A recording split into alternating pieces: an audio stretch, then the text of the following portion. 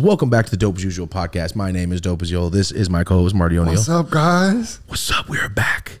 We're back with a solo episode. How are you feeling? How are you feeling? We're back with a solo episode. We got some new angles going. We got a new setup going. Marty is right here at the solo. Let's break this down real quick. Solo episodes. We're still trying to figure it out. I was going to sit here today and Marty on his new angle so we can look at each other like a conversation while I'm still looking at the camera. This is fun. This is fun. We're still dialing in the new set a little bit. We're still figuring it out, guys. And Dope as Usual Unrestricted. If you watched last week's Unrestricted, it was 2 hours long. It was ridiculous. Thank you so much for everyone supporting dopeusualpodcast.com. Go ahead and check out Unrestricted. One new episode a week. And I know a lot of people won't just do it on YouTube. The thing is, like, we can smoke and show videos and stuff and play music and show stuff that we would never be able to show on YouTube. We did you got to bleep this. We did a new segment called What the Fuck Is This Fool Smoking? And Marty has to guess what drugs the person's on from the videos I present. Just stuff that we can't show. New segments. We can't show that here. So here we are. Dope as Usual Unrestricted. Also, Spotify. We have comments, clips, lives. No, comments, clips, video. What else do we got now? The brand new thing is that just last week, Spotify tested out with, I don't know if it's just us, but we're in the beta version of it. Vertical shorts. That's what it is. Spotify. Vertical shorts, like you're scrolling on like shorts on YouTube. You'll see it if you look at the episode. It's going to be a little animated GIF. You click on it, it goes to like a short, a 90-second reel for the first time ever on Spotify. Last month it was comments. This month we got these shorts in place. So, and if you can see our article about us getting us and another podcast kept pushing for comments, and we got it done. They did an article on Marty and I. Case study. And podcast of the week 3 weeks ago of the world. Shout out to Spotify. Come on. Come on. That's crazy, dude. Anytime we get big recognition from these platforms, it feels great. And then Forbes turned around and like mentioned the Spotify article and their new article. Just getting stamped by all these big media platforms, letting you know the underdog can do it. I can't really do the Lisa Simpson dance where she does like the little wave, but that's what I was trying to do right now. I just don't have the coordination and my back hurts. So let's move on. Yeah. Guys, today we have a bunch of stuff to talk to you about. And this is the first time, ready? I usually there's a camera right here on solos, but Marty's here. So if I'm telling a story, it's going to be like season 1 where the camera's looking at me Vlad TV style and I'm not looking at the camera. Or I can pull one of these, that squirrel, the da, da, da, on this camera. Remember that squirrel from E-Bombs World? Right when I did that, Rocco walked across the camera, so it didn't even matter anyway. What terrible timing, Rocco. God. Jerk, man. All right, here we go. Guys, we have a lot of stuff to talk about. I want to hop right into one situation that I have been thrown into almost. Okay, here we go. Also, Marty brought a bag of joints from another state, cross state lines, Marty. He imported them from the Pacific Northwest of the cold air. Shout out. Rolled by an exotic Eskimo. Seattle and Eskimo. No, not an Eskimo. A fisherman. A fisherman. It was cold. Marty willingly left the state. Before we get into that, hold on. Where did you go this weekend? Seattle, Washington. Also, for the first time ever. Also, you went into an Airbnb, and who was at your Airbnb? Your 6th grade class? Yeah, basically. Guys, it's a weird little strange way that this went down. We went up to Seattle for this Bills game. Everybody saw the Bills game. It was a brutal victory. Everyone saw it. I felt bad for the Seattle fans. Don't. Russell Wilson's gone. They were like, yeah, we're done too for a while. Yeah. But yeah, we stayed with the person who, I don't want to say introduced me in April, but kind of did. Because listen, just real quick, I went to this certain school from 6th grade to 9th grade. I came in, I was the new kid the first day of homeroom on 6th grade. I met my friend Sarah. Her last name starts with P, mine with O. We sat next to each other. She was my first friend the first day of being the new kid at middle school. So we became friends. Pretty good friends the whole time.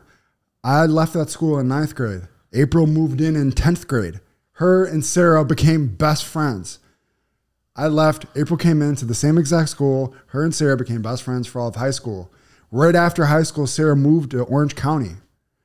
And then she introduced you to Orange County. Yeah. So then when April came out to visit for the first time, she stayed with Sarah. Sarah then moved up to Seattle a little while after. She's been up there ever since with her boyfriend. They got a house up there. She's running shit. So when I went up there, it was her and a bunch of other people from Buffalo who I haven't seen since like 6th, 7th grade, and their families, their brothers and their dads and all that. It's the beginning of a horror movie. But keep going. But it was cool. We were drunk for like 5 days. I haven't ever done that before. This is a Buffalo lifestyle. You were drinking the whole time? Yes. Really? Like from Thursday night through like Monday, basically.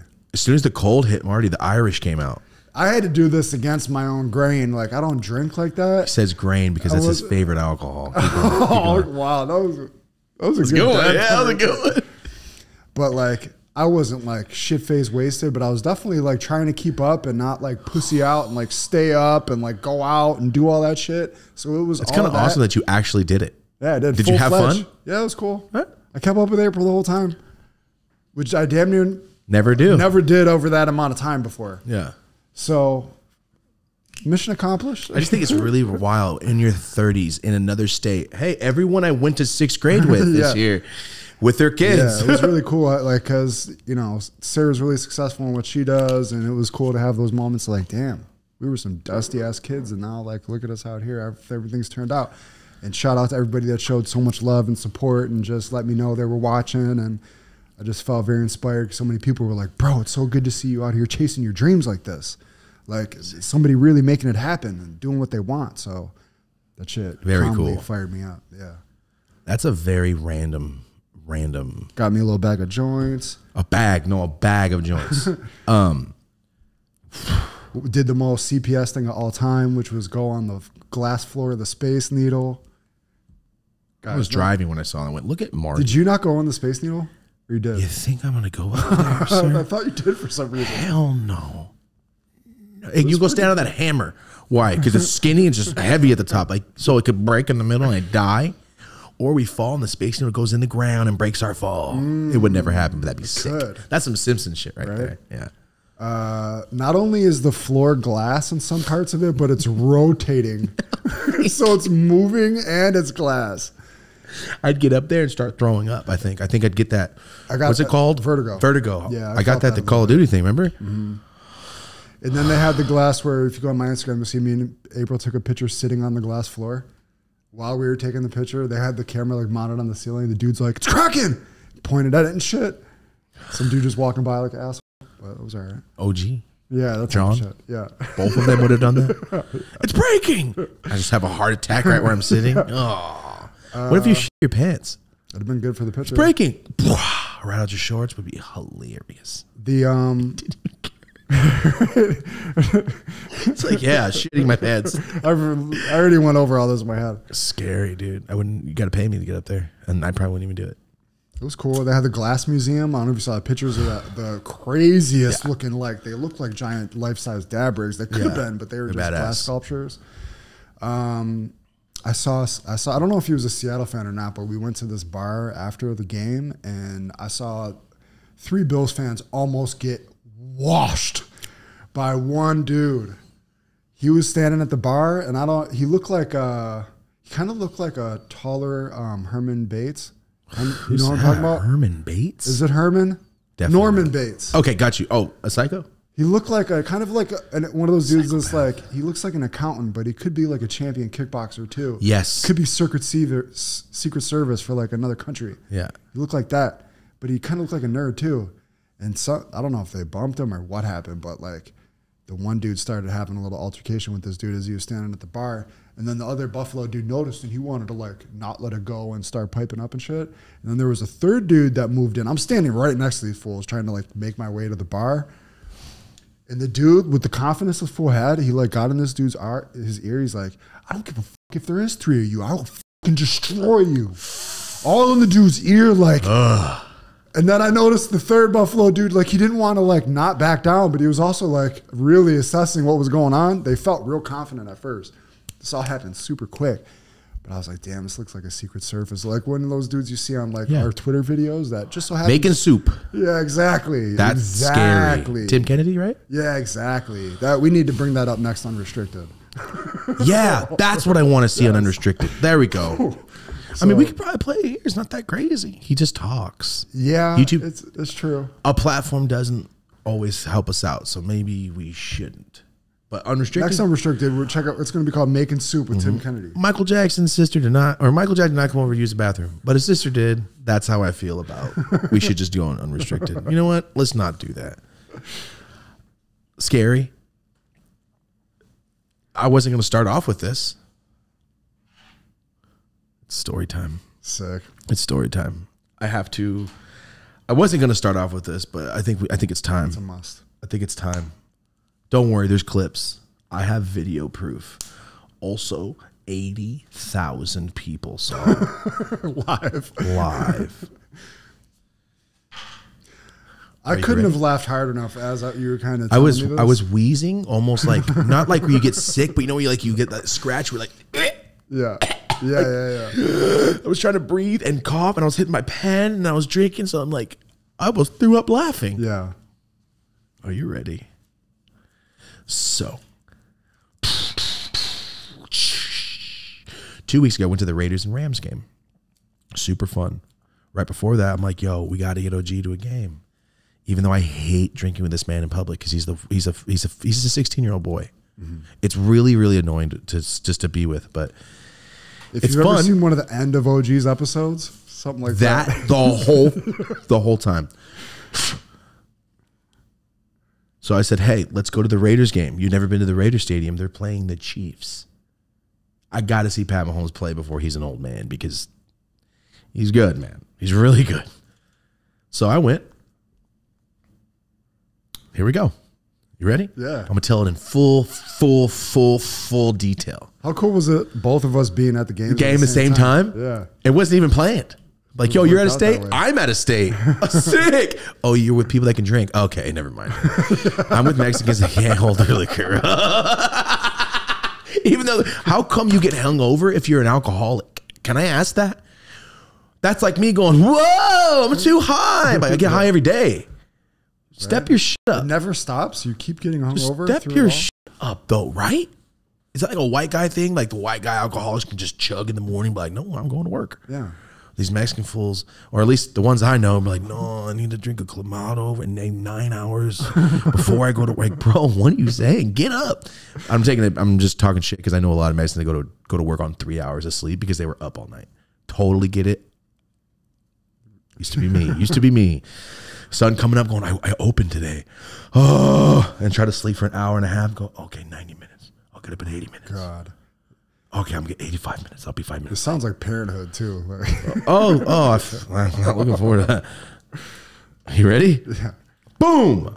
OG says, be at my house at 5:30. He lives in East LA. I said, I will be there at 5:30 a.m. And you're AM. I'm like, you're not going to be ready. I know you. I said, let's leave at 6. 5:30 is too early. 5:30, bro.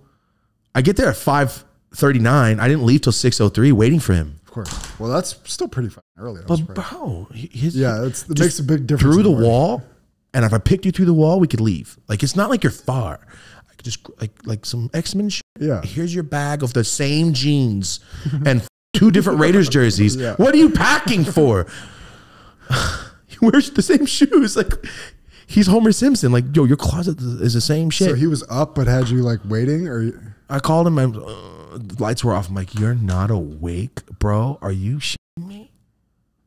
I was like, I'm 5 minutes away. I was 25 minutes away. I was like, I'm 5 minutes away. Hurry up. I was 25. He still made me wait 25 minutes. In the Sprinter? No, I rented a car. Oh, okay. That I still have because it smells like smoke too bad. I figured, hey, it's $50 a day or a $300 fine. I'll just keep it for 2 more days. I do that every time. I always forget. I have the car for 5 days. They keep calling me. That's who I was on the phone with. Hey, I forgot. I just let them know again. So, are you ready? We're driving. And I'm like, sure you want to start drinking? Okay. 6 in the morning? No. He waited till like 10. Okay. So it's 9:30 in the morning. Pulling up to Vegas. I'm like, all right, sick. Room's not ready, so obviously we check our bags in, and then we go get something to eat and go straight to the game to tailgate. OG has a bottle. We get there. The Raiders tailgating is the wackest shit I've ever been to. Don't even fucking allow it because nobody's having fun. I sat right in front of the door and just drank. There was nowhere to tailgate. You can't tailgate there. I couldn't bring my liquor into the tailgate. You can't bring water. You can't bring anything. Why the fuck am I tailgating here? Is it not just the parking lot? I don't know. The Modelo's are $28. They took over one whole parking lot. It was the Modelo tailgating section. If not, it's just a parking lot. Whack. So we get there. We're drinking. We kill like this little fifth of 4 of us. And we're like, okay. I'm like, hey man, chill out. He hasn't drank since our live show. Okay. He took a 2-month break of drinking because he's stupid. And he decided to drink again for the first time in 2 months in the public. Double the amount you always drink. Full 14, dude. I don't understand.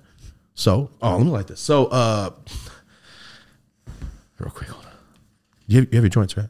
Okay. So we're there. You know, OG's messing with everybody, talking shit, but like fun. He's chugging beers. He probably drank a 6-pack. It's a 1 o'clock game, by the way. 1:25 it starts. We get to the tailgate at 11:45. And we're like, all right. He wanted to get there at 9 to the tailgating. So we can stand there. No car. Just hopefully make friends with somebody. Can we use your tailgate? Like, what the fuck are we going to do? Just stand? So we're standing there. And there's group of like very, very white people from, you know, the Target ads, like Target billboards. I was like, oh, cool. We're smoking right by their car. And I can hear the guy, they're blowing clouds over there. I was like, was that mad or not mad? And then 10 seconds later, this other guy with them, can I hit that? I'm like, oh, okay. So their whole car comes over and starts smoking the joint. And I'm looking at OG like, stop putting your fucking lips on that shit. What's wrong with you? You know, a stranger hits your joint. You hit it like this after. Are you stupid? Are you new? Are you new? Are you 14? So we're letting them hit the joint. They're cool as hell. They run the Blues Festival of Vegas. I didn't know. Like, they're very cool people, super cool. Let him hit the joint. He obviously didn't realize that what the hell was about to happen. He hit it. Went, oh, what is that? He's like, that's strong. I'm like, oh no, I ruined your whole day. Anyway, we're sitting there. I put a joint in my hat so, you know, I can sneak it in. And I move my hat, lose the joint. Retrace my steps drunk 40, 50, 60 yards. Find it perfectly by a tire. Nobody stepped on it. Put it back in my hat. Went back in. I brought in hash pens so I can rip your hash pens. Are you ready, guys? We are now at the stadium. I'm going to look at the camera. We're at the stadium now. We walk in and OG immediately, we just killed a fifth. And he goes, I need another shot. I go, we haven't started yet. Maybe calm down, bro. Like a father or something. And he goes, all right, and gives a tall cans. And he got like 4 tall cans after the 6-pack, after the 5th. And I'm like, OG, I don't want to keep drinking, bro. I'm trying to watch this fucking game. I'll drink like a shot, but can we go sit down? We're like, the game is starting almost. And he's like looking for a bar. I wait outside the bathroom for him. He has to call Mindy because he doesn't know how to get back because he went down the fucking wrong hallway. You just go out the same way you came in, dude. I'm sitting there for 20 minutes like, where is he? While the game's starting? No, the game's about to start. The kickoff's going. The people are coming out. They're getting announced. I'm like, OG, look at the TV. Yeah, we're missing that because you want to fucking drink, bro. Just wait. Can we watch the kickoff? I'm like, actually, I'm going to go sit down. And then I go sit down. They're right behind me somehow. We sit down. Ball gets kicked off. I'm going to go get a drink. I'm like, bro, we've been here for 40 seconds and he already killed his whole liquor. I'm like, what are you doing, dude? I was like, actually, go ahead. And he keeps calling me. 10 seconds later, he keeps calling me. I answer. Get up here. I'm like, no. I'm like, do you need help with beers to carry him down? No, then I'm not helping you. I'm not going up there. Bro, just come up here. We're at the fucking front. He wants me to go to the top where the beers. I'm like, nah, bro. And I hang up. For what? He comes down. There was fans up there waiting. Like, want to talk. I'm like, you should have said, hey, I have some fans. And I would have ran up there. What the fuck's wrong with you? Being all mysterious for it. And I was like, yeah, I said, why are you being all mysterious, fool? Just tell me. So now we're at minute 11 in the first quarter, right? 4 minutes has passed. You know, there's timeouts, there's this. I just see this fool chug his drink and do this. He's sitting there. I'm like, ah! And he didn't react that hard. I go, are you seriously that faded, bro? Come on, man. Actually, I don't give a shit. Just like stay over there and I'm going to watch this game. It's you, Mindy, Rosie. It's me, Rosie, Mindy, OG on the edge. And right here is Fred Williamson, Raiders Hall of Famer, sitting right there. And OG was just Nothing, just terrible. So we're there. I'm watching the game, and I look over, minute 9 in the quarter. I'm like, he's fading out. Minute 7, I'm like, bro, your head's down. You're sick. I could see it. He starts doing the. Oh, God. I just spit on our actual table like an idiot. Just doing the little like. And the old white man sitting there next to him is doing this. Noticing? You see him like, just sit next to this guy. And OG, oh, look at Chiefs fan.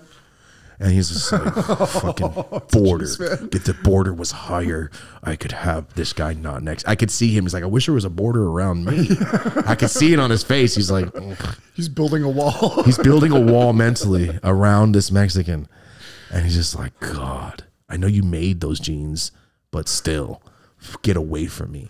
And then I look back and he switched seats with somebody. Like 2 seconds later, God. He went to the bathroom, came back, and he just sat somewhere else. I'm like, oh, he does not want to be next to him. The 2 old white men behind us are looking at each other and laughing. And I'm like, remember those two hicks in SpongeBob movie when Patrick and SpongeBob try to go to the Forbidden City and they go, it was them, but people sitting right behind OG. When OG would move, they'd be like, and they were laughing. And I went, he hasn't drank in 2 months. What an idiot to drink today. They go, is that what's going on, Mike? Yeah, he's stupid. Stupid Mexican. And I just looked forward and I just went, fucking Mexican. And I was like, why? Why are you doing this? You got to be so faded for it to be noticed by everybody around you. This is minute 9. Yeah. In front of us, there's 2 children, a mom and a grandma that Mindy and Rosie must make friends with. The kids are cool as hell. They're hella cool. People are taking pictures of the little kid because he's got this big Raiders toy that's like a popular kid's toy, but he raided it all out. He was trying to get on the Jumbotron the whole time. So, you know, Mindy and Rosie go to the bathroom, and I'm just there. Hey, OG, remember when you just slept? Like, all right. And I'm watching the game, and I can see everything. It's such a good game. The Chiefs were keeping up with the Raiders were keeping up with the Chiefs like the whole game. I was watching. So good, and I'm like, you know, the Raiders are doing good, and you're not even watching. Every couple seconds, I would sit there, laugh, and then record him on Snap, and then go back to watching the game. And everybody around me was watching, like, what is he recording? And then they were like, oh my God, look at that guy. So it's 2 empty seats in the bathroom, and just OG like this. Ready? Sitting, but with his hands down. Without Mindy, he's fully collapsed. Collapsed. Chest damn near to his knees like this. And then when people cheer, right? Continue. We're about another quarter in, and he's fully gone. Slip on Mindy's shoulder, head down, done. Everybody else is looking at him around like, this was asleep. Before halftime, you're saying? This is the beginning of the second quarter. I looked up and went, it's the beginning of the second? I'm drunk. Damn. I thought that was like a half. And the second quarter went like that. And I went, oh, I'm just drunk, I guess. I wasn't that fucked. I was walking fine. Yeah. So, we continue. Here's the thing about Mindy. Mindy will get drunk like OG, but she's half his size and just doesn't stop too. So she throws up everywhere. Oh. She's thrown up in many restaurant tables where I'm like, I'm getting out of here. And I just get up and pay the bill and leave. I'm like, I'm not dealing with that. I can't deal with the throw up on the table. That's disgusting. And it's not like she's terrible or anything, but saying like, God, if he's too drunk, you're too drunk because both you fools just keep going. Yeah. And Rosie was like, Mindy, you should like slow down. She's like, no, I'm going to get more margarita. And Rosie got 4 non-alcoholic drinks. Oh. She's like, I'm not getting shit-faced. We just drank a 5th. And Mindy wouldn't listen. And then the next day she was like, I know I didn't. Like, oh, you don't remember anything, huh? Continue. It's now halftime. Out of nowhere, B-Real and Cypress Hill just step up and start performing. I'm like, yo, what is happening? And I look at OG. I'm like, fool. And he goes, oh, fuck you. Just this. Just go back to sleep. I'm like, sick. And then I saw somebody taking a picture. I'm like, but good. Take more pictures of his ass. Third quarter's going. The Hall of Famer's sitting right in front of us. And I'm like, oh, gee, if you weren't so faded, I'd be like, yo, you should get a picture with that Hall of Famer right there, just sitting in the stands, chilling. Then Charles Woodson comes out on the mic and hypes everybody up. And I'm like, oh, my God, Charles Woodson's here. And I look at OG and go, that sucks, man. You're going to be pissed. I told him the next day, no, he didn't. I go, yeah, he did. I'm glad I told you. You just, why'd you come? So anyway, third quarter's going on. I'm like, Mindy, you are fucking gone too. And I'm like, you should stop drinking. Anyway, I'm watching the game. And I keep looking over, and then I don't know what happens, guys. I look up, and Rosie's on the Jumbotron because she's standing up cheering, and I'm like, stood up, and I just held my Push Tree shirt. I'm yelling for like 10 seconds. It's almost awkward. I'm like, yo, change the people already, dude. What else do you, I'm like, what else do you want? I did scream for 9 seconds. And I look at Mindy's right there in the Jumbotron, and who's in the corner of the Jumbotron? Sleep slump Mexican OG, just like this. On a 80,000 people laughing at his ass, like this.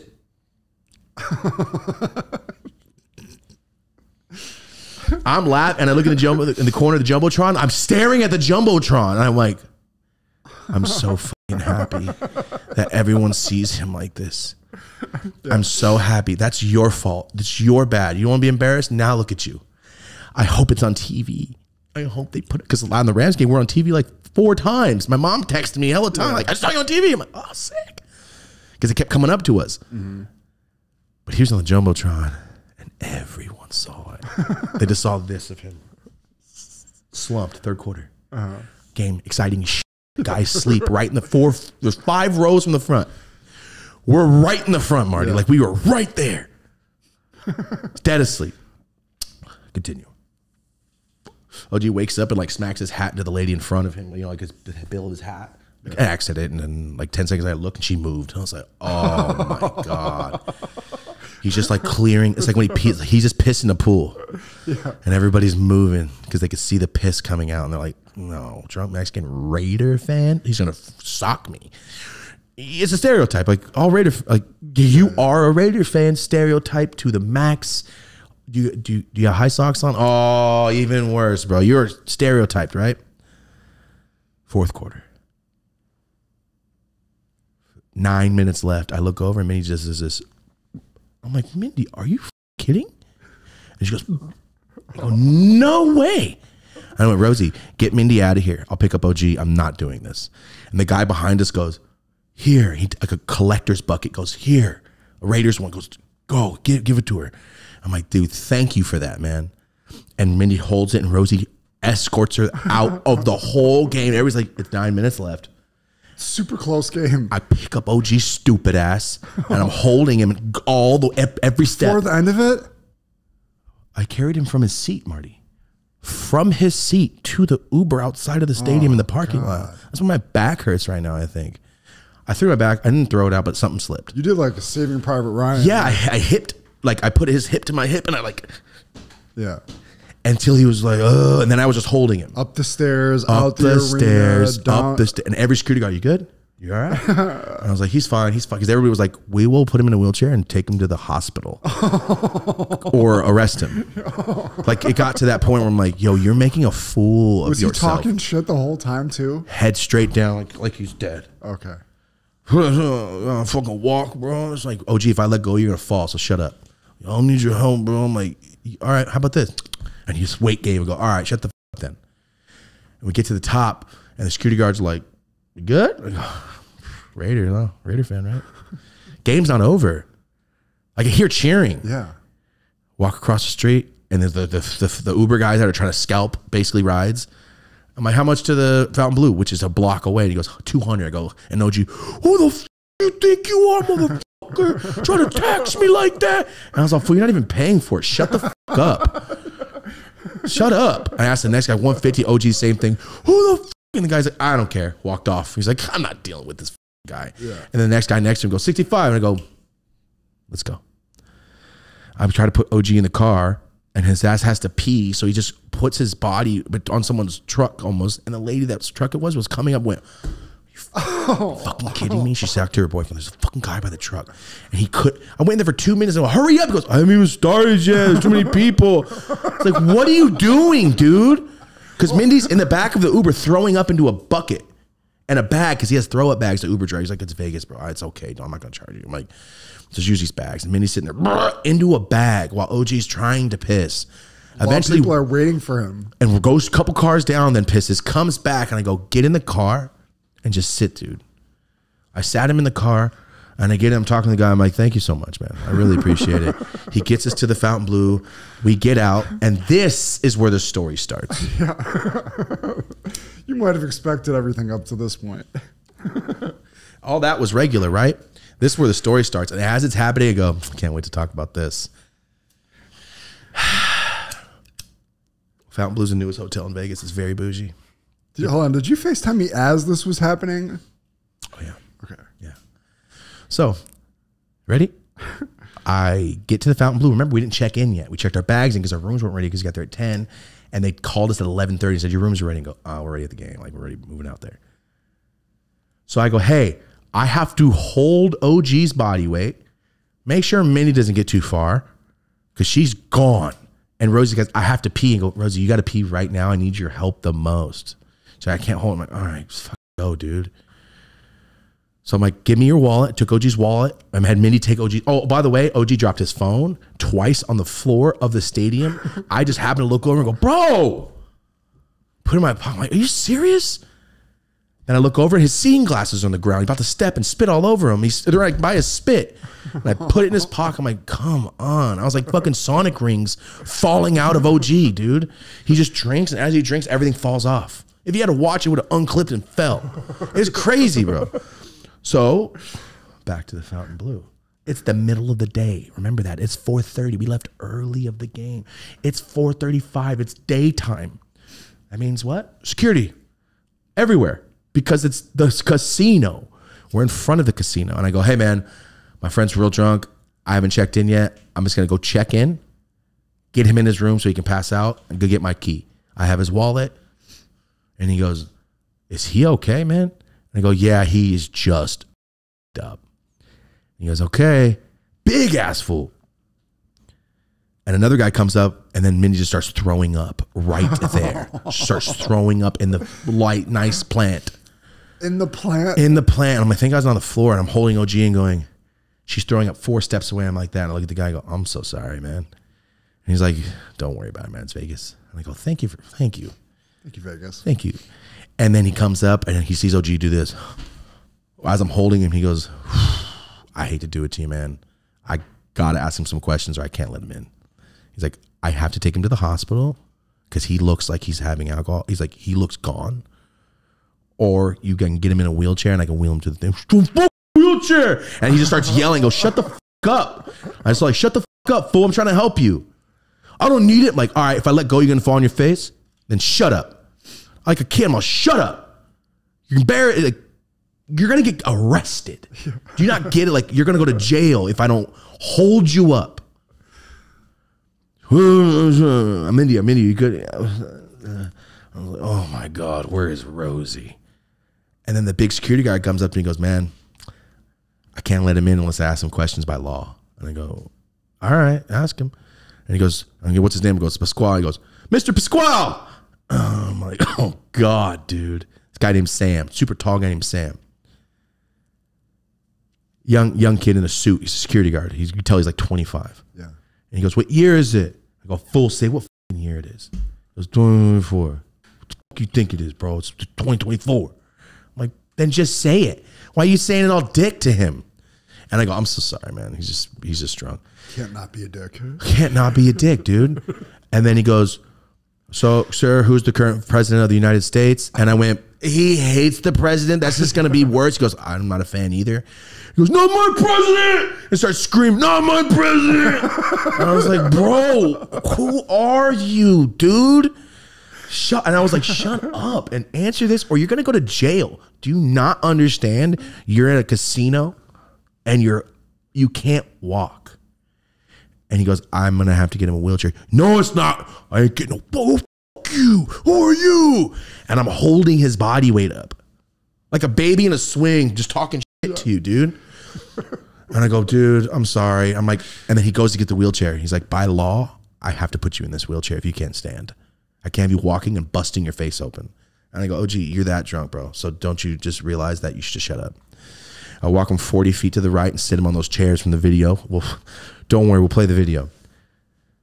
You see those chairs, right? Mm-hmm. I sat him there and I walked right in. I go, Mindy, sit right next to him. Don't move. I'm actually telling them this because I'm like, you guys are so drunk. I have to tell you what to do. I said, do not move and sit down. And then I pass Rosie. I go, Rosie, they're out by the chairs. And I go in, I check in. And then he has to rearrange my thing so he can put our rooms next to each other so I don't have to drag his ass to other floors. I go, thanks so much, man. Thank you. And then I look back and go, why? And OG's walking through the lobby and go, why are you up? Mindy and Rosie with him, and the guy, Sam, with the wheelchair right behind him. And they walk. If you've ever been to Fountain Blue, there's like a plant section right when you're walking to the casino. And I go, Rosie, I go, OG, go sit over there. I was like, no, listen. And he's like, I'm going to go give my idea. Go sit down right now. I got your shit. Don't worry. I have your wallet. Go over there. And he's I'm like, oh my God, I had to scold you in public, bro. Shut up. He doesn't realize like how embarrassing it is. So I get the stuff. I get the room key. And by that time, the guy, Sam, comes over to me. You didn't know you're going to be a handler of this whole game. It happens all the time with this guy. I told him, like, bro, I'm not drinking with you ever again. I'm done. You can go do that by yourself. Continue.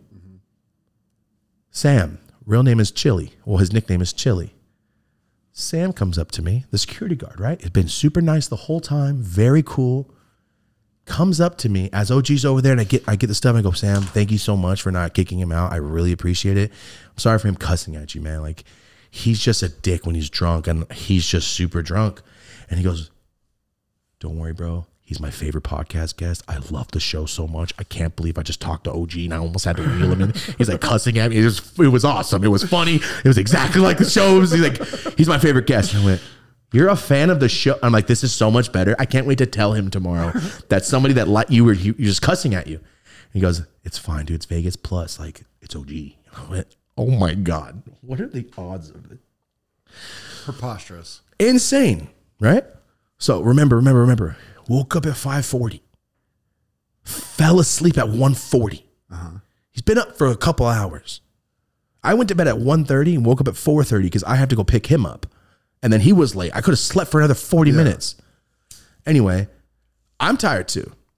So I pick him and walk him through the casino. Go back to security guard to show your ID or your thing that you actually stay there. And I was about to get it out. He goes, it's fine, man. I was like, his room is next to mine. He goes, just go, get him in there. I was like, damn, okay. So I get him to the room eventually. The longest hallway walk of all time. We're at the end. I'm like, of course we're at the end. And we get there. Get in the bed. We get in the room. She sees the bed and this full of flops, glasses and all. Glasses is crooked, face down.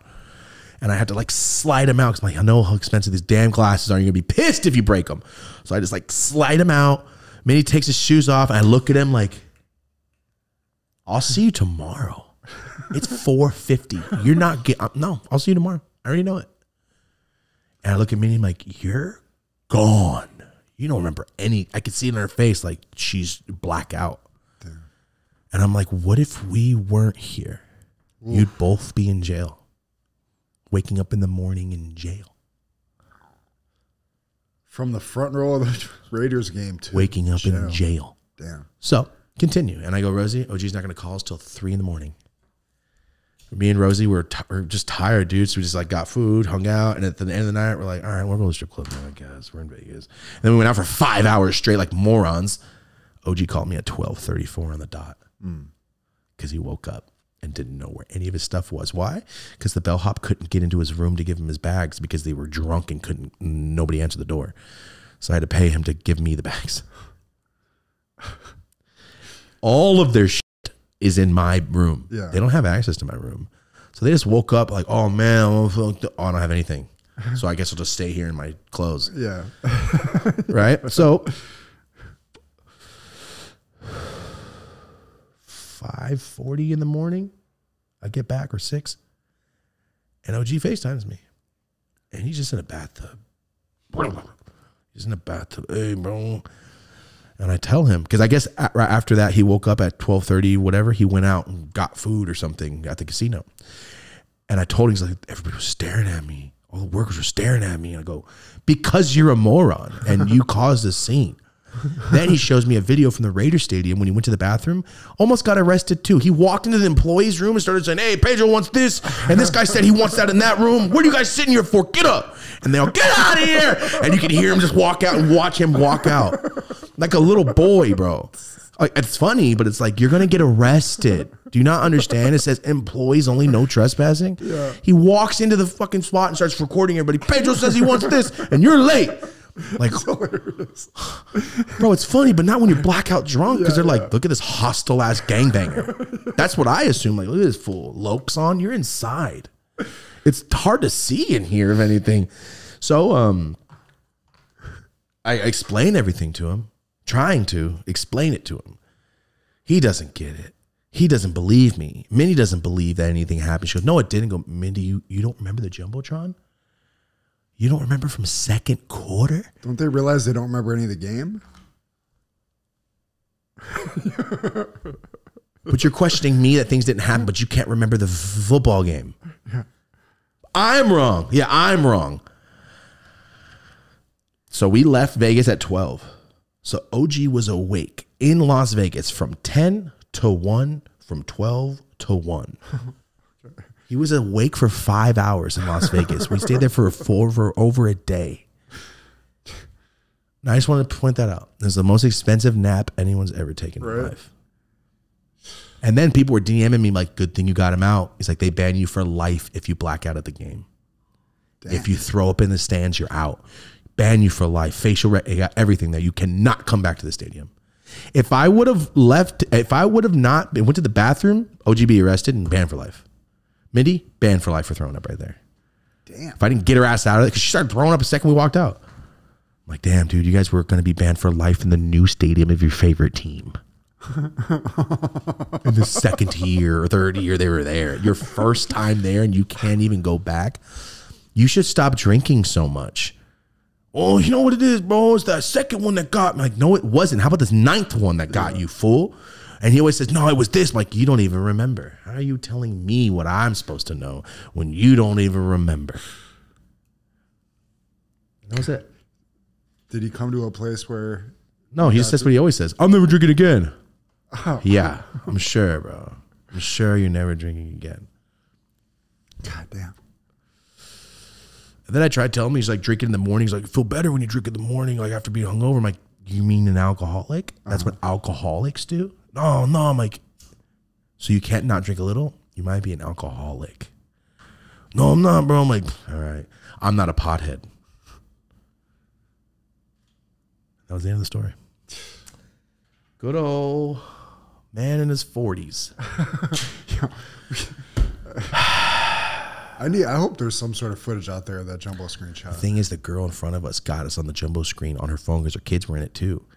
But I didn't want to bug her because she already moved her seat. Like, "Yo, can I get that video? Because I want my friend that's drunk next to your kids on. I need it." Like, nah, I didn't want to. You know what I mean? I just let it be. I saw it. It was a perfect shot of all of us in the jumbotron. I could see it because she was in front of me. Like, I don't ask. And then like Solo, Franklin, Sean, his like twin brother was 2 seats in front of us. This man looked identical. Really? It was a distraction? It was a distraction. He had the same little chain too. The same. And Rosie pointed it out. Went, "Oh my God." I didn't want to take a picture of him. But like, "Oh, you just look like my friend." "Why? Because he's black." I'm like, "No, because you look identical, asshole." He also is black. Like, what the f? No, he's white. Looks just like you. It's a Jay-Z, Troy Aikman thing. What the f? I always think of that. It's dead on. Did you see the picture of Franklin in front of his Impala back in the day? That shit was so tough. It's one of my favorite cars. Rosie's mom and dad had that car. Rosie used to drive it when I first started dating.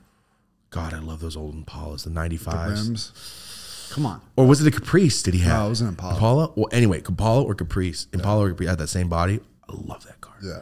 But it is like, "Yo, hit me up. Ask me where I'm from if I'm driving this." Like, I'd rather just not. I need to go to Kentucky and drive that shit. Anyway, what's up, everybody? Taking a moment from this long episode to talk about one of our sponsors, and this is Cypher, and this is the Nova. Update, Nova Part 2. You guys have seen the Nova. We've had it on my channel. We've had it on the podcast. You've seen we use it. It's a bong. It's a pipe. It's on-the-go travel sneak. It's the most discreet hand pipe you've ever seen in your life. This is the Nova 2. The Nova 2, the attachments are tighter, just like the last one, but this one, instead of coming right off, it can lock in. Your feedback matters, so go ahead and follow them, Nova by Cypher, on Instagram. If you have feedback, DM it to him. Leave a comment. Now, this is the first time I think this is on camera right here. This right here is the hookah. Yes, the Nova hookah right here, and it fits all your pods around right here. Glass tip. That's dope. I have a pod packed in here already. Boom, here's your QR code if you want to check out any of this stuff. Remember, get the water attachment. It's the best thing ever. Easy as that. One button, nothing else. Here we go.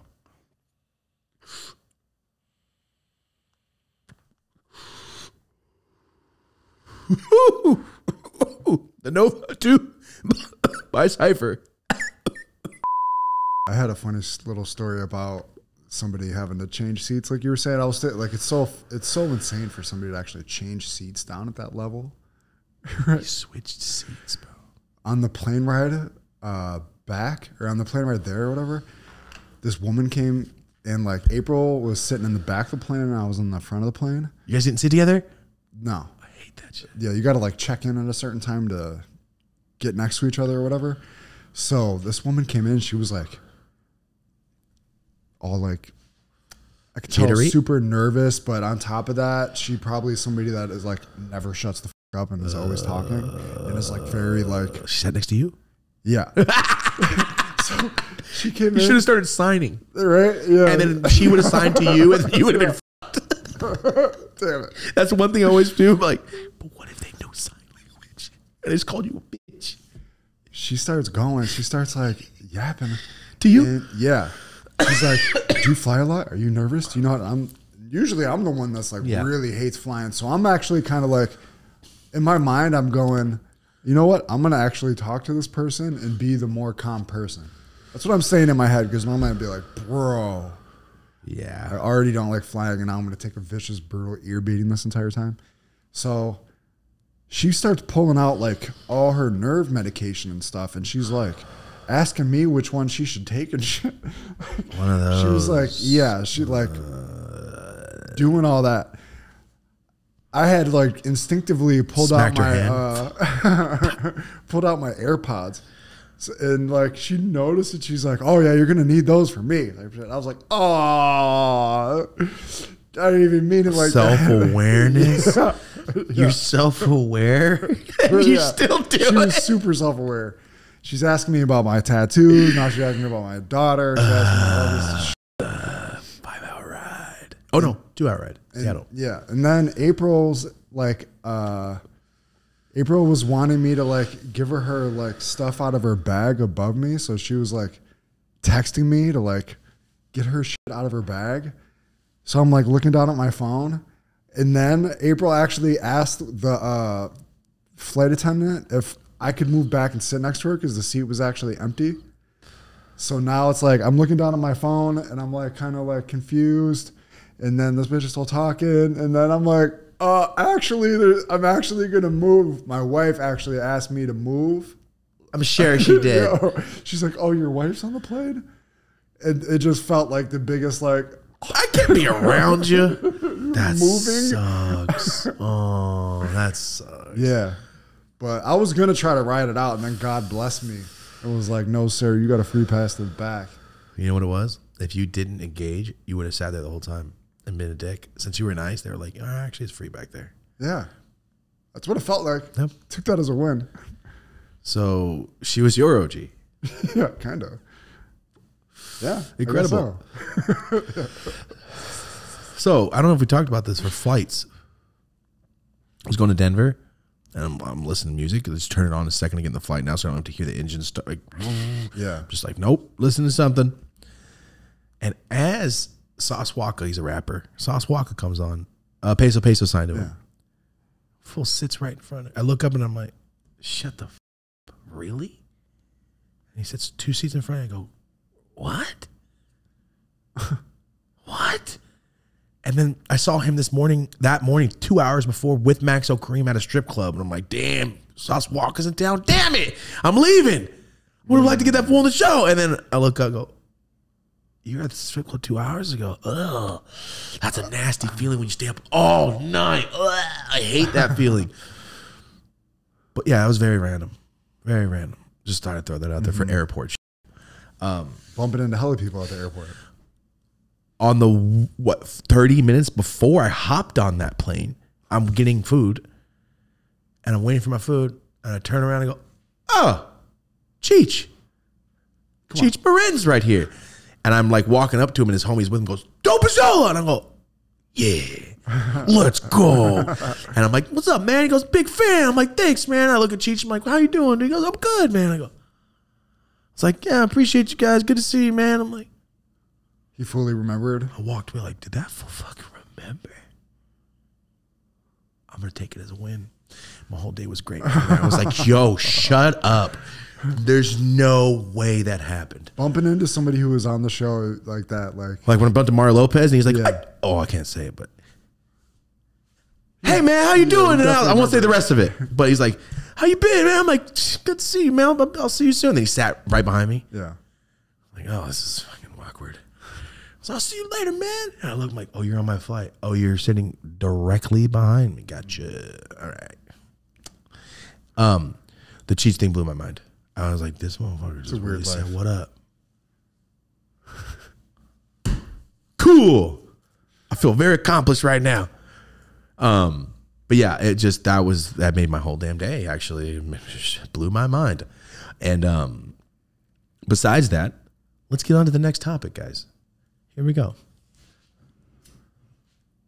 Recently, there's been a lot of drama going on. We'll hop into that right now.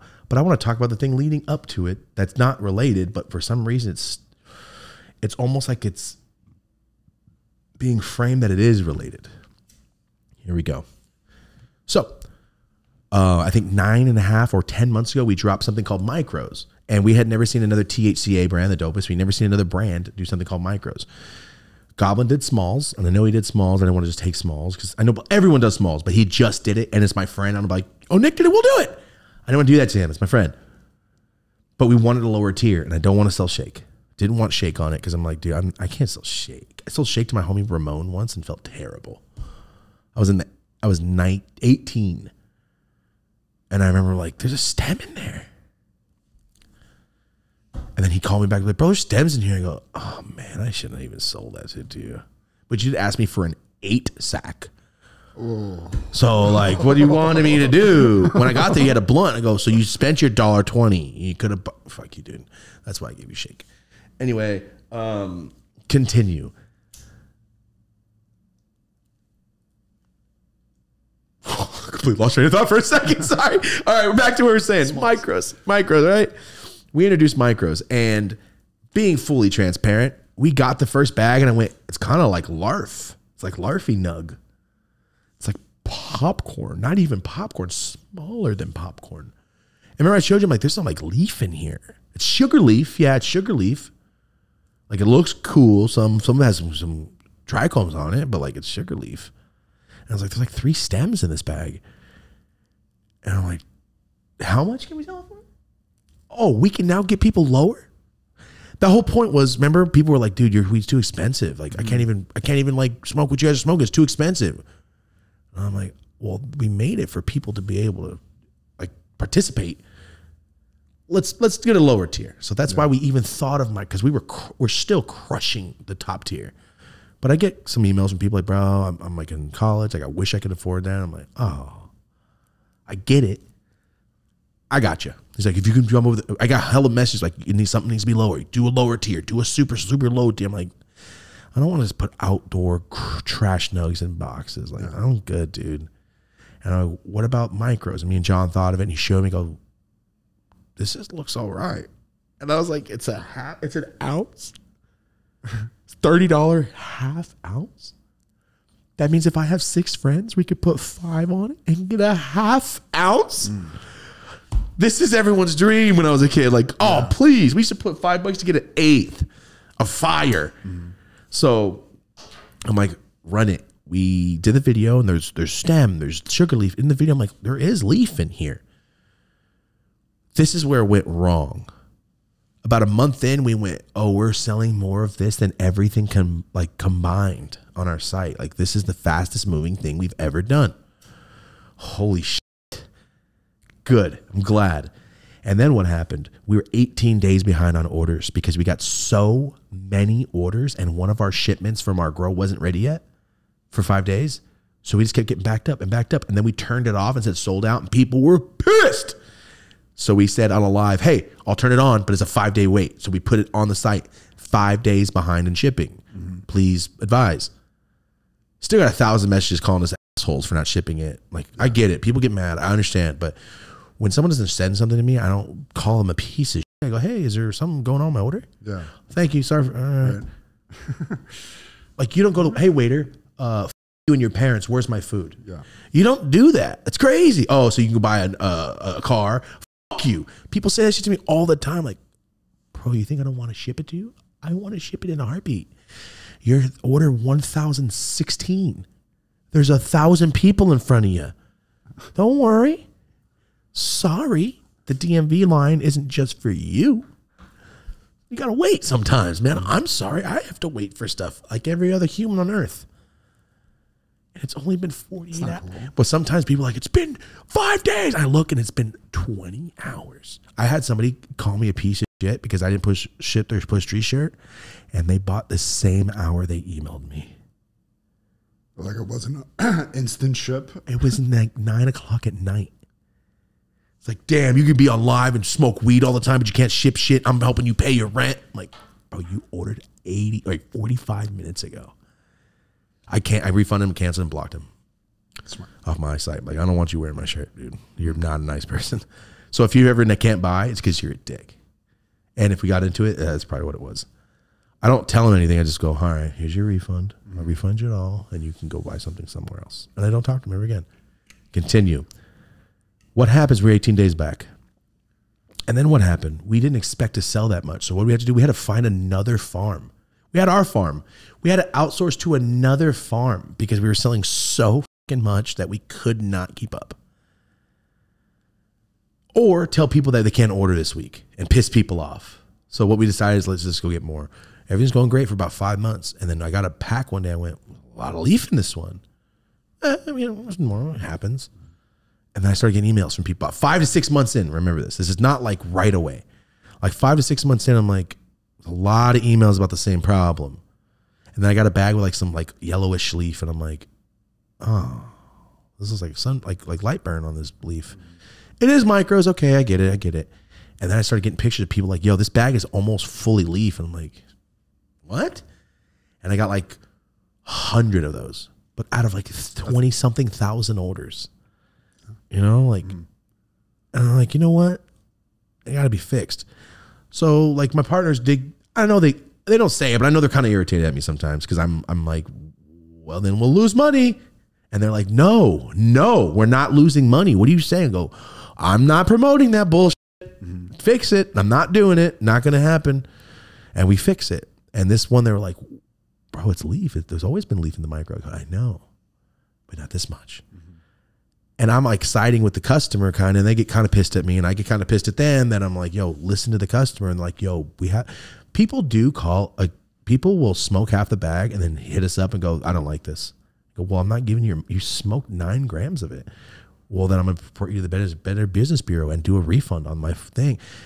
50 times a day, people try to go, I never got it. And then we get the picture from the postman of them signing it or their signature with the date. Yeah. And then we hit them back and they never hit us back. Because they're like, oh, shit. Push trees all day. People do it all the time. Put an order number, go, I just want to see if I can get something. All the time to Rosie and give them stories. And at the end, she goes, that's not an order number we start with. All right. I was just trying to get some free shit.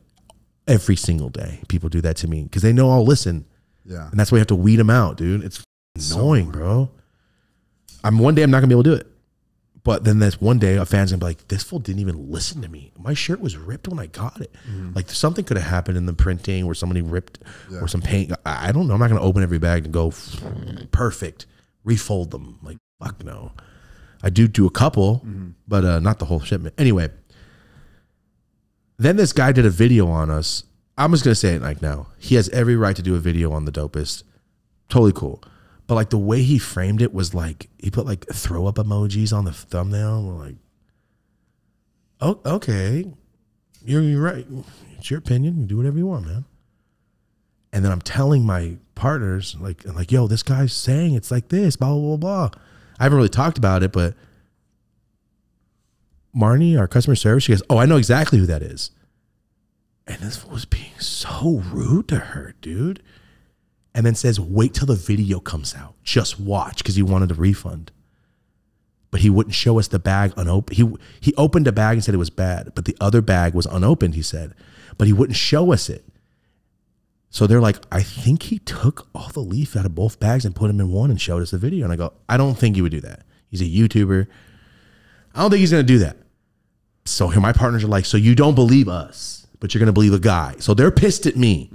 People online are pissed at me, and I'm just trying to solve it. Yeah. So I hit the guy up like, yo, that bag looks terrible. I don't know why that would ever go through. We have a machine with small holes that only something this big can fall through. So if a leaf comes through here and there, like, yo, it's gonna come, it's gonna happen. But that bag had like, someone went and leaves like, yeah. So I was pissed off, and I called, like I said, they get pissed at me sometimes, and they have every right to. But also, like, we listen to me too. I've been talking to my fans for a long time. I don't think they're just gonna try to scam us and make us look terrible.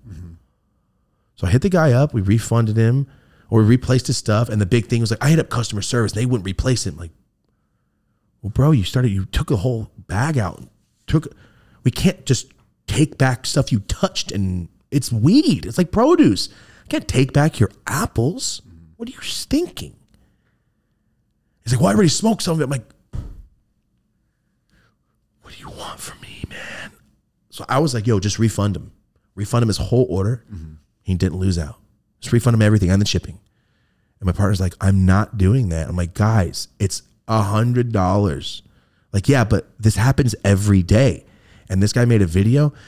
And the thing is, we sent him another pack, and he put like something, like, I didn't see it till a month later, but it's like, hey, from Thomas's Hey, or something stupid. I'm like, bro, you're actually trying to be rude about it. Now I get it. Now I see what my customer service was saying. I read the emails from him. What a rude ass fool. Yeah. But online, I was like, he's super chill. And then they showed me the emails and went, this the same dude? Damn, he got me. Got me. I'm not gonna even say his stupid name, but he got me, man. The only reason I said stupid name, because last week someone commented on that video, and I do all my comments, so I didn't look at what the video was. When I just pressed the comment in the notification, I pressed it. I'm like, damn, that was negative. What's wrong with this guy? And I went, oh, it's on this video. It was 3 months ago the guy put it out. So I commented back like, no, that's actually not true. And we discontinued the whole thing because problems like this, don't want to deal with them. And then here's a flood of his fans like, damn, 3 months later, now this fool's talking shit to our, and then the guy was like, now you're disrespecting my fans. And I'm like, no, actually, I didn't. Read it again. I know what I said, Marty. You know I know better to say something stupid and unprovoked. And this fool tried to get like mad at me. And then I realized like, oh, you're a Karen. This whole time I just thought he was like an upstanding smoking, like, nope, it needs to be fixed. Blah, blah, blah. I'm like, you're right. It does need to be fixed. And then when I couldn't fix it, I discontinued it all. We found out it was 21% of all of our sales, not 18. 21% of our whole sale every month. I took it off and we lost it because I was tired of dealing with unhappy customers. Yeah. And then this guy's sitting here talking shit to me. And I'm like, is this guy for real? I didn't say anything rude. I basically, in the comment to the guy, I went, so you're like the lady in the Office video, in the Office episode where somebody puts the cartoons on the paper and it goes out and the lady's like, you need to resign. He goes, I don't work at the warehouse. I work at this office. She's like, well, you're in the company. You need to resign. You're the boss. And he goes, get out. She's this stupid. That's what I told him. Like, so you're the lady from, and I said that, like, you need to step down as your something. You can't run your business right. Blah, blah. I'm like, well, first off, I don't work in a warehouse. Sorry if your bag got messed up, but we can fix it for you. What the fuck is wrong with you? People get real amped up when they see like a horde crowd of like, yeah, me too. It's like, bro, calm down. Do you really believe that? Do you really think I should like step away from my company because this guy's bag was bad? That's the dumbest shit I ever heard in my life. And then he's like, you're disrespectful and talking shit to my fans. I was like, I didn't cuss one thing. And I said, have a good day at the end of it. So anyway, after he kept going back and forth, I was like, oh, this guy's insane. Or he just really, really wants some content. So I just stopped engaging with him. So things like that snowball. And I'm like, bro, I didn't pack your bag. My bad. I'll fix it for you. But everybody got mad. Like, he did contact customer service. And this is why he made the video. He made the video because we wouldn't refund him. And in the email, it goes, wait till you see the video that I put out. Well, it's not like automatic refunds on weed. Like, there's a little process to it, I would imagine. Dude, we got to make sure you're not just scamming us. Yeah. Anyway, I don't think he was scamming us. I don't think he was switching the bags. I think he got a bad bag. But the way he did it after he got the new bag and put my name on the thumbnail, like, damn, fool, you are reaching for views so hard, I'm not going to even respond. Because then you're going to make a video out of me responding. It's just weird, like weed guys. Yeah. Some of these guys are kind of like, I live in the woods. This is my human contact. Yeah. And then they forget that it's like, you can be nice. You're allowed to be chill. You can have an opinion and not be rude about it. But anyway, discontinue the micros fully. I was in Denver. We just went to Casa Bonita. I was in Denver and I got on live. And then somebody said, this is why I'm bringing it up. The micros are gone. If there's any, it's on sale because it's the last of it. They're gone. We're not. Packaging's gone out of our warehouse. I dumped it. So we brought out the smalls. So now the smalls are here. We should have just done the smalls, but I want to do something different. I want to step on everybody's. Goblin just put out smalls 2 months before. I wasn't trying to take his sales away from our smalls. So I waited. And they're doing great. Not one complaint. Nice. We got thousands of orders. Not one person has said anything, dude. Not one. I've gotten hundreds of people saying, thank God. I've seen this is fire. Yeah. And I'm like, I know it is. Because when I got the bag, John sent me the pack and I went, this is small. Just, shut up, dude. And I looked at the more packs and more packs and more packs. I dumped one. And I had like 0.8 of shake in the whole pack. We're going to crush it. And we're doing great. It's not taking up the number of the smalls was, but I mean, we're losing like a 12% probably, but it'll grow. It'll eventually catch on. It comes in ounces? No, 7 grams, half zips and zips of smalls. And guess what? The half zip of smalls is only $2 more than the micros were. Because what we did is we went to our farm and went, hey, we're going to get every single piece of weed you have. Give us a better deal. Match almost our micros and we'll clean you out every single harvest. Because it's ours. Like, but we got first right refusal. Yeah. And it's like, and they're like, okay, do it. And we thank God. And when I heard the price, I go, $10 more? I thought it was going to be $100 a zip versus 60. Because just for the math. Yeah. And it's like, no, 70. No one can be mad at me. Like, I'm not taxing you. It's times 50 better weed. Yeah. There's not a stemming or shaker or nothing. And I discontinued the shit you were bitching about.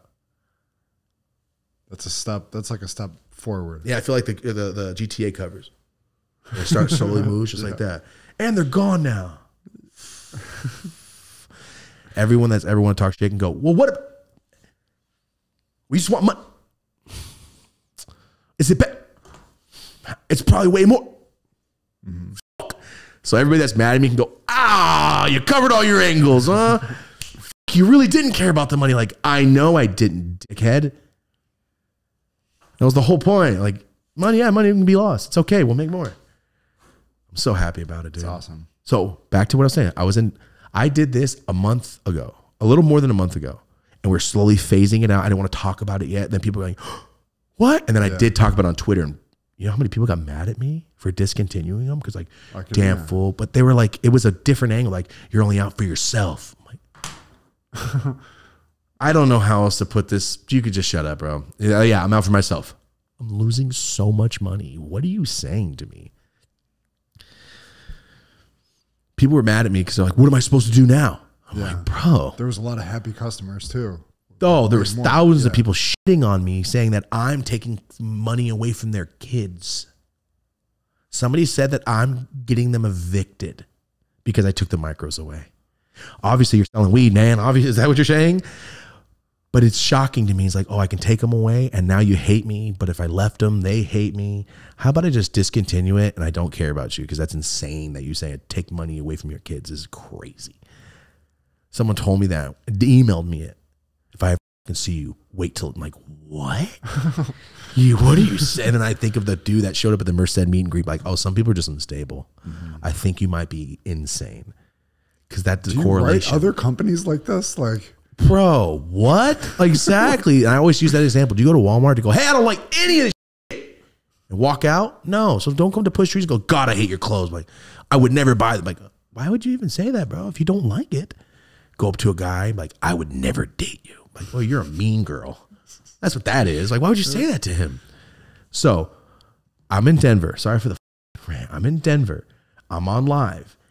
And the night before I saw this. So a lot of people are saying, damn, Thomas saw the drama with Eric on and tried to make himself look good by discontinuing the micros. But like I did it 29 days before this even happened. People are just, it's so odd how the internet works that way. It's like, why do you want to be mad at me for? What do they do? Like, it's constantly looking for something. Yeah, it's like, dude, I did live almost 30 days ago talking about how they're gone. And I don't want to sit there and go, well, actually, here's the link. Here's the timestamp. Shut up. I'm not going to do that. Like, yo, go find it if you really want to find it. I'm on live and people go going, Eric Kahn, talk about the situation. I'm like, oh, I don't want to talk about it. It's not my business. And I'm not one of those YouTube pages like today and drama and I'm not that guy. So apparently this is what happened. Eric Kahn and the Pine Park people, they put out a giveaway. They gave away a free pound, which is awesome. But the girl that got it, and the thing is, I know this girl from Twitter and she's cool and she always comments and she's nice and hella happy and bubbly and chill. So I'm like, oh, that sucks. At first I'm like, oh, hell yeah. She won. I see her pop up hitting bong rips. I'm like, she's cool. So they shipped a pound. Well, Base Smokes is another THCA brand. We are not associated. People keep saying that they run my business. We run our business. What are you talking about? We started before them, I think. Anyway, it doesn't matter who started first. What the fuck are you talking about? It's the two different names. I'm not an influencer that gets brought in by Base Smokes to do their shit. We own everything, our building and all. So we're not associated with Base Smokes. I'm not saying like, oh, we're not. No, hell no. I'm just saying, hey guys, we're not the same company. We're not even related. Or a sister company. We don't get from the same places. We don't have a manufacturer together. We don't go in and get packaging cheaper because we get it to get nothing. Never met the man. Continue. So they ship out a pound and it has mold on it. The pack is molded, which is fucking easy to spot, man. If there's mold on it, you don't give it away. You don't sell it. I've had moldy pack and I've had to bite the bullet when I was broke and just not sell it. And I gave it back to the guy. I'm like, I can't give this to anyone I know. You can just really see it like on the flower. Ready? It's real obvious. Here's your nug. All the ashes mold. You could see it. Yeah. You can see mold. Unless I mean, I was 23 and I couldn't spot mold and I was smoking that pack from Canyonland and I was getting lung infection. Yeah. But it looked like white cake. That was PM. That was like powder mold, mildew. Like this was like you could, I know it's the same thing, but like this was like a different state. It's like when dog shit turns white. Gotcha. Like it's like, ooh, that's visible. Yeah. So anyway, the girl smoked and got sick. She had to go to the hospital and get breathing treatments and all this shit, right? Yeah. It's not Pine Park's fault. They didn't even ship it. Base Smoke shipped it. Yeah, they're trusting them. They are the manufacturer. It's your shit, bro. Yeah. But this is what happened. Eric started getting shit on and he went on live and he didn't like take full responsibility for it. From his head, yeah, he's not fully responsible. If that happened to me, this is the difference. It's just like, if he would have just been like, yo, that is my fault. I should have 100% made sure that shit was fine. I don't let people ship shit for me. Obviously we ship it here. Even the winners of prizes. Every single thing you've ever won from us, I've boxed it and shipped it ourselves. Yeah. And I make sure it's perfect because I'm like, no, that hat has a thread. Rip that shit out. I don't want somebody to get a hat and go, oh, you gave me like the mess up hat, bro. Come on. I want people to go, oh my God, I won, you know? So what he said was like, I'm not taking full responsibility. It's kind of my fault, blah, blah, blah. People got so heated over that they tried to like cancel him. So the next morning, that happened one day, went to Casa Bonita. The next morning, we're about to leave. Mm-hmm. And I'm on live and people keep bringing it up. And then Strange Show. Do with Dreads. He's a YouTuber. I saw that. Strange Show. He does a fucking great job on all his shit. He makes me want to change my background nicer. Mm-hmm. Like when I'm streaming, like I need to be better because his shit is hard. He covered it, right? He covered it and people were going nuts. I was at Casa Bonita and a fan ran up and said, did you see what happened to Eric? I was like, oh my God, it's that bad? And then I looked at the video and went, oh man, this is not a good look. I know Eric. He's not a bad person. So I know he didn't do this on purpose. Mm-hmm. Nobody in the world would want to do that on purpose. But for me, looking from the outside perspective, it's just the way he responded and didn't like my fault 100%, because that's all anybody wants. Like, yo, it's your name on it, blah, blah, blah, blah, blah. You should take responsibility. It's like, you know what? You're right. Like if somebody wanted free pizza from me and I got the pizza and I gave it to them, there was a bug on it, like, that's my bad for not checking this shit. The fuck, why didn't I check the shit? I was getting somebody. Imagine we have a sponsor that's a pizzeria. You're 100% that they're gonna like. That's the same thing. But I'm saying, like, if we had it here and we're like, yo, we're gonna drop it off, I would check it. If I'm trusting that the pizza place can do their job right, he would never even have thought. So that's why I'm like, I feel bad for Eric because it's not his fault. Like, yo, you were in another state giving away a pound for free as a nice person, and you're getting shit on for it. That's not fair. Yeah. And then people were like, let me see his response, and he didn't take. It's like the way from the comments and shit, the way it's like he should have just took full responsibility is what everybody's saying. So I'm on the live and people are like, blah, blah, come on, talk about it. I'm like, I'm just gonna say this, blah blah blah blah blah, because that was me announcing. I was announcing that I was showing the Smalls for the first time. The whole live was about, hey, we're bringing the Smalls to Denver, and I'm going to show them, like, by the way, guys, these are dropping tomorrow. Everybody's mad about the micros. That's why I didn't talk about it. We got you for $10 more only. Like, what did you just say? It's like, you know, it's a crazy deal. Like, yo, you fixed the problem. And it happened to be the day after all this shit happened. So people are like, damn, this only fixed it because of this guy got canceled. I'm like, so I made the packaging and got the packs and did the photo shoot and did everything. Edited a video and filmed it with Rocco this morning in another state. What? So like, bro, I did it a month ago. Packaging takes 3 weeks. Like we've been waiting on it. And I told him that night that I kept getting shit. I'm like, we're discontinuing. And then it took a 3.5 hour call to where at the end, I'm like, it's out of here. Yeah. The call ends as it's gone. There's no way I'm ever promoting that shit again. So anyway, that's what happened, and it just keeps going, and he just keeps, people are mad at Eric and shit. So that's my take on it. It just worded it wrong. I think he should just said it differently and took responsibility fully and be like, yo, this is what you guys want? Yeah, it is my fault. It's true. I should have made sure. It's the company I work with. They run my shit. Should have made sure. But also, like, you would never, like, I would never, but I would ask him for a video of it. I mean, if people ship shit, I'm like, yo, send me a video of that shit. It's mainly so I can post and be like, yo, you're on the way, but also like, let me make sure everything's good. Yeah. Because fools like give away a pound, give them the bad pound. You don't know. Yeah. People are weird. Yeah. Because I'm not saying Base Smokes did that shit on purpose or not. I don't know. But all I know is that's my stance on it. That's why the micros are gone. That's why the Smalls are here. That's why the Dopest Shop is not connected with Base Smokes whatsoever at all. So, good clarification.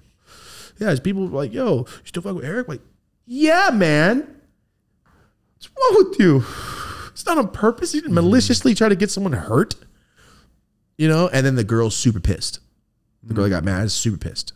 Rightfully so. Yeah, rightfully so. But I think it's just a whole long story. Everybody's mad, but it's all a perspective thing. You know, and my perspective is like, damn, that sucks, dude. I hope it pans out. Yeah. Because that's not fair. It wasn't your fault. But at the same time, it's like, it was an honest mistake. And that I hope from their side it was an honest mistake, because them shipping out a pack with mold on it to a is giveaway winner. Insane to me. You don't look at that shit. You hire people that can spot mold, bro. Fire them. Should be rule number 1 of running a weed company, right? Like, let's make sure this doesn't get people sick. It's not the mold was cracked and you see it inside. It was mold on the outside. It was decaying nug, dude. Decaying nug. Like, you don't mistake that. Or you've never seen weed in your life and you just got hired, which you shouldn't have hired somebody that doesn't know about weed. It's all around just things could have been better. That's all. So micros are gone. Smalls are here. For everyone ever that talks to you about micros, don't say anything else. We discontinued it and lost a shitload of money. And we have a million packages that we just now have to just go, somebody can use these for something, because I can't throw it away. I just can't throw stuff away that's usable. I'm like a hoarder with that shit, but not my house. I'll just give it out. But you can use this, right? All right, cool. I can't throw it away. You should do a commercial with Smalls. That'd be so sick. Oh, we have an idea. Oh, nice. We have a little commercial idea. It's already in the works. Sick. Like, somebody's like, damn, you're killing the Smalls. And it's just Chauncey from Sandlot. like, oh, man. That's pretty cool, dude. By the way, in about a month and a half, Foreign Exotic Genetics, I passed by Smalls, Squints. I passed by Squints' store. and he's got a weed shop going up in the valley. I passed by. I'm like, yo, someone's using your logo. He goes, no, it's my shop. It's coming up. It's like in about a month or two. Like, oh, dude. So shout out to Squints. Shout out to Squints and Foreign Exotic Genetics because they have their own store coming out, bro. So sick. And they grow fire. Yeah. Can't Gotta lose. get them on unrestricted or something. Yeah. Can't lose. Just can't lose, dude. So let's do that. Boom. Let's move on to something real quick, right? Story time. A lot of people don't, like, yeah, you're making shit up. Like, okay. I'm so happy because, like, sometimes stuff will happen and I'll go, life's weird, man. Like, I really believe that sometimes fools are like, hey, do that real quick. I'll be out by myself, like, shut the fuck up, no way. Oh, like, I'm not even 99% sure. Remember I told you I was on the freeway leaving Vegas and this car pulled over in front of me and it was like a stop and go traffic. And the guy pulls over on the shoulder. I'm like, this guy's dumb. Why is he on the shoulder of the freeway? And he gets out, it's Flavor Flav. But I'm not sure if it was Flavor Flav because he had no clock on. What was he driving? Like a rental. Like And the next morning, one? last night I saw him on TV at the Yankees game. So I'm like, what the fuck is going on here, dude? Mr. Smith from the Mets fool's just transported. And I don't know. But anyway, I was like, that was weird. Okay. So this is the other weird thing. You see the bioluminescent water? Yeah. So I never seen it before. Me and Rose are sitting there taking down. I'm like, let's go, right? She follows a scientist, and the scientist updates everybody. He's the guy that takes all those crazy pictures, and he'll be like, here's my location. Come check it out tonight, guys. He's big Instagram. He's just like a scientist. He studies that water. Rosie follows him. He posted, boom, one of the brightest nights. And I looked at Rosie like, let's go. We got in the car and bounced. Went straight to Venice. We get there. We're checking it out. And it's kind of low. It's not as bright as I thought. Anyway, you know, a lot of stuff going on in the world. I'm not trying to hit keywords. A lot of people fighting. You know, countries. When countries fight, what do you call that? You know, I'm trying to keyword us right here, but we're about there for 20 minutes. Rocco and his girlfriend Jen get there, and they're standing out there. I'm like, dude, it's nighttime. I could see the pier, Santa Monica, everything going. I see blue fluorescent water. I'm hitting a little pen. I'm like, God, man, this is so sick. And the moon's full, bright, and it looks like daylight in some of Rocco's pictures. I'm like, yo, what a setting, dude. Here's the beach, and it's glowing blue. Like, Yeah. this is incredible. Looks like neon, electric blue in the yes, water. Yes. And I'm like, wow, man, I'm so glad I could experience this. And I look up and go, oh my God, the world's ending. Now I contemplated sprinting away from the water and getting in my car. I'm like, so when this thing hits the water, we're all dead? I'm like, no, not tonight. I look up and there is a rocket in the sky. Rocco, how red was the trail behind it? Hold on, we'll pop up his pictures. 1 second. It's red like the red on your jacket. Sparks. And I'm like, are we getting bombed? No. It's right over the water. I'm like, no, dude. No, we'll do it after. We'll put the pictures on. And I'm looking at like, oh my God, no, dude. Now? I'm like, only stopped struggling like 2 years ago. So I kept thinking like, damn, it's not even been like 3 years. It's over. All this goes in my head in like less than 3 seconds. I'm like, Yeah. oh, my dreams are real. Oh.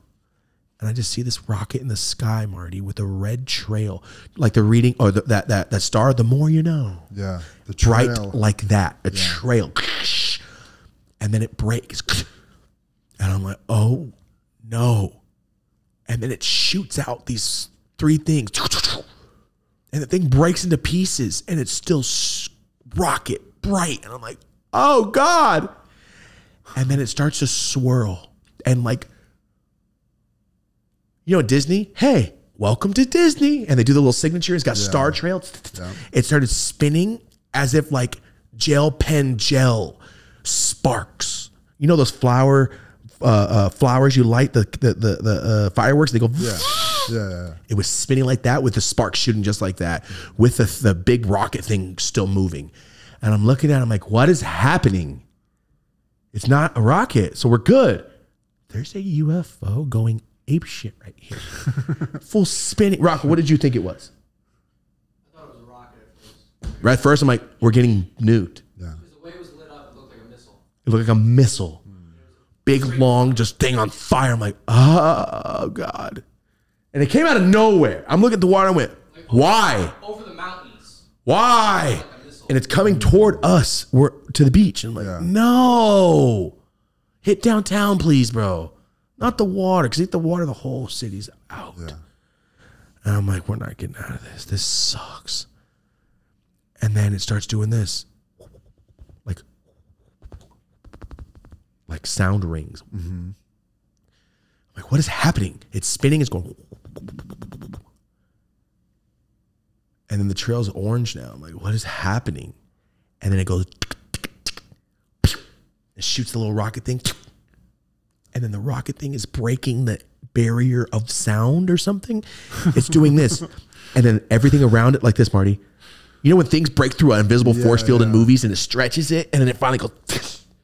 It's like that stretch point. And like it's like the sky is getting stretched. Rocco has an incredible picture of it. So many good pictures. We'll put them all on the show. Rocco's with his camera taking pictures of the water. And I'm like, take a picture right now. And he starts getting it, zooming in. It looks like a big rocket. And then it's like some color. And the point is bending the sky. Yeah. I don't know how to describe it. It's G-force. It's but you can see the trail of where it's hitting the sky. You tell me, boom, picture popped up. Don't understand. And then it just moves across the sky for about 20 minutes in front of us. And then it comes close. It starts trailing back to where the ships are. Santa Monica Pier is right here. Venice Beach behind me. And I'm looking at it going, why? What on earth? And I was like, you know what? I'm glad someone's here. Because people really don't believe shit that I say. I'm like, why do you not believe me, bro? I wouldn't talk about it if it didn't happen. I don't want to lie. How can I just bring a lie up and then 20 years later, what did I say? Oh yeah, it was orange. I'm like, no, bro, it happened to me. I saw it. It was shocking, Rocco. It was insane. So I'm looking at him, I go, nah, that's SpaceX. I can tell by that little trail. The first time I was at SpaceX, I was with 3 friends and we're going to Garden Grove to go check out some weed. And I look out the corner. I'm in the back seat and I look out. I'm like, and that's when I started freaking out. I was with my homie from Texas and I started going nuts. Like, oh God, no, there's a rocket. And then the thing broke into pieces and then those 3 beams hit it. Remember that video? It was right next to me. I saw it happen right on the I-5 710. I was on the 710. I look and I just see it. And I called Rocco. Rocco was like a kid. He started freaking out. He was with Rosie in Hollywood and they saw it. And I called Rosie to make sure she was okay because I thought it was a rocket. It was a couple years ago. It was like 5 years ago. Yeah, we saw that too in the Walmart parking lot. See? As soon as I saw the beam, I go, oh, it's that thing again. And we saw it again, Rocco, at your house in Madera. I've seen this 3 times live as it sparks randomly. I've been outside 3 times as this thing has gone off. So I'm like, oh, that's SpaceX. It has to be. And I look up, boom, SpaceX launched 1 minute before I took a video. Yeah. But like far away. So like, what? How is that possible? And it said it was going from San Diego, but I saw it coming the opposite way. I saw it coming north to south, and they said it launched San Diego. So how is that possible? I think they got these videos pre-recorded. Go, another one of those ships came by. Put it up. Put it up. No. Put it up. Put it up. Because nothing was coming the opposite way. I don't care what anybody says. I know which way San Diego is. I know that's San Diego, that's that way, and that's back to Merced. So was there a piece of it that shot up into space, or more? No, I mean, I just saw it, and it kept going across the sky. I could see it for 20 minutes, Marty, so lightly. But it's like, I can see it. It was shocking. And then that tweaker weird guy came up. You guys got weed? No. What about papers? Like, damn, you're just trying to see what we got. Oh, Jesus Christ. He just like, no, how about this? And how about that? I'm like, all right, man. And then we just walked off slow as hell through the sand. I never felt more out of shape walking through sand. God, dude. It's like the Willy Wonka intro. You like take 1 step and then you take a step back. You take 2 steps and you take a little step back. Feels like, I hate it, dude. So that happened right in front of us, like dead on. It was kind of wild. I thought it was aliens when I saw it the first time. We were like shocked and awe, like blew my mind because I've seen stuff before. That was was moving, shooting, connecting. I was like, oh yeah, I'm good on that. Some real Independence Day shit. Yes. So, on to the next thing. I wrote this down last week, and now it's like my back hurts. So I think taking this drive to Vegas hurt my back or something. 'Cause it hurts. It's been hurting all day and all day yesterday. Fireman carrying. I think that too. Putting all the weight on my hip really hurt me.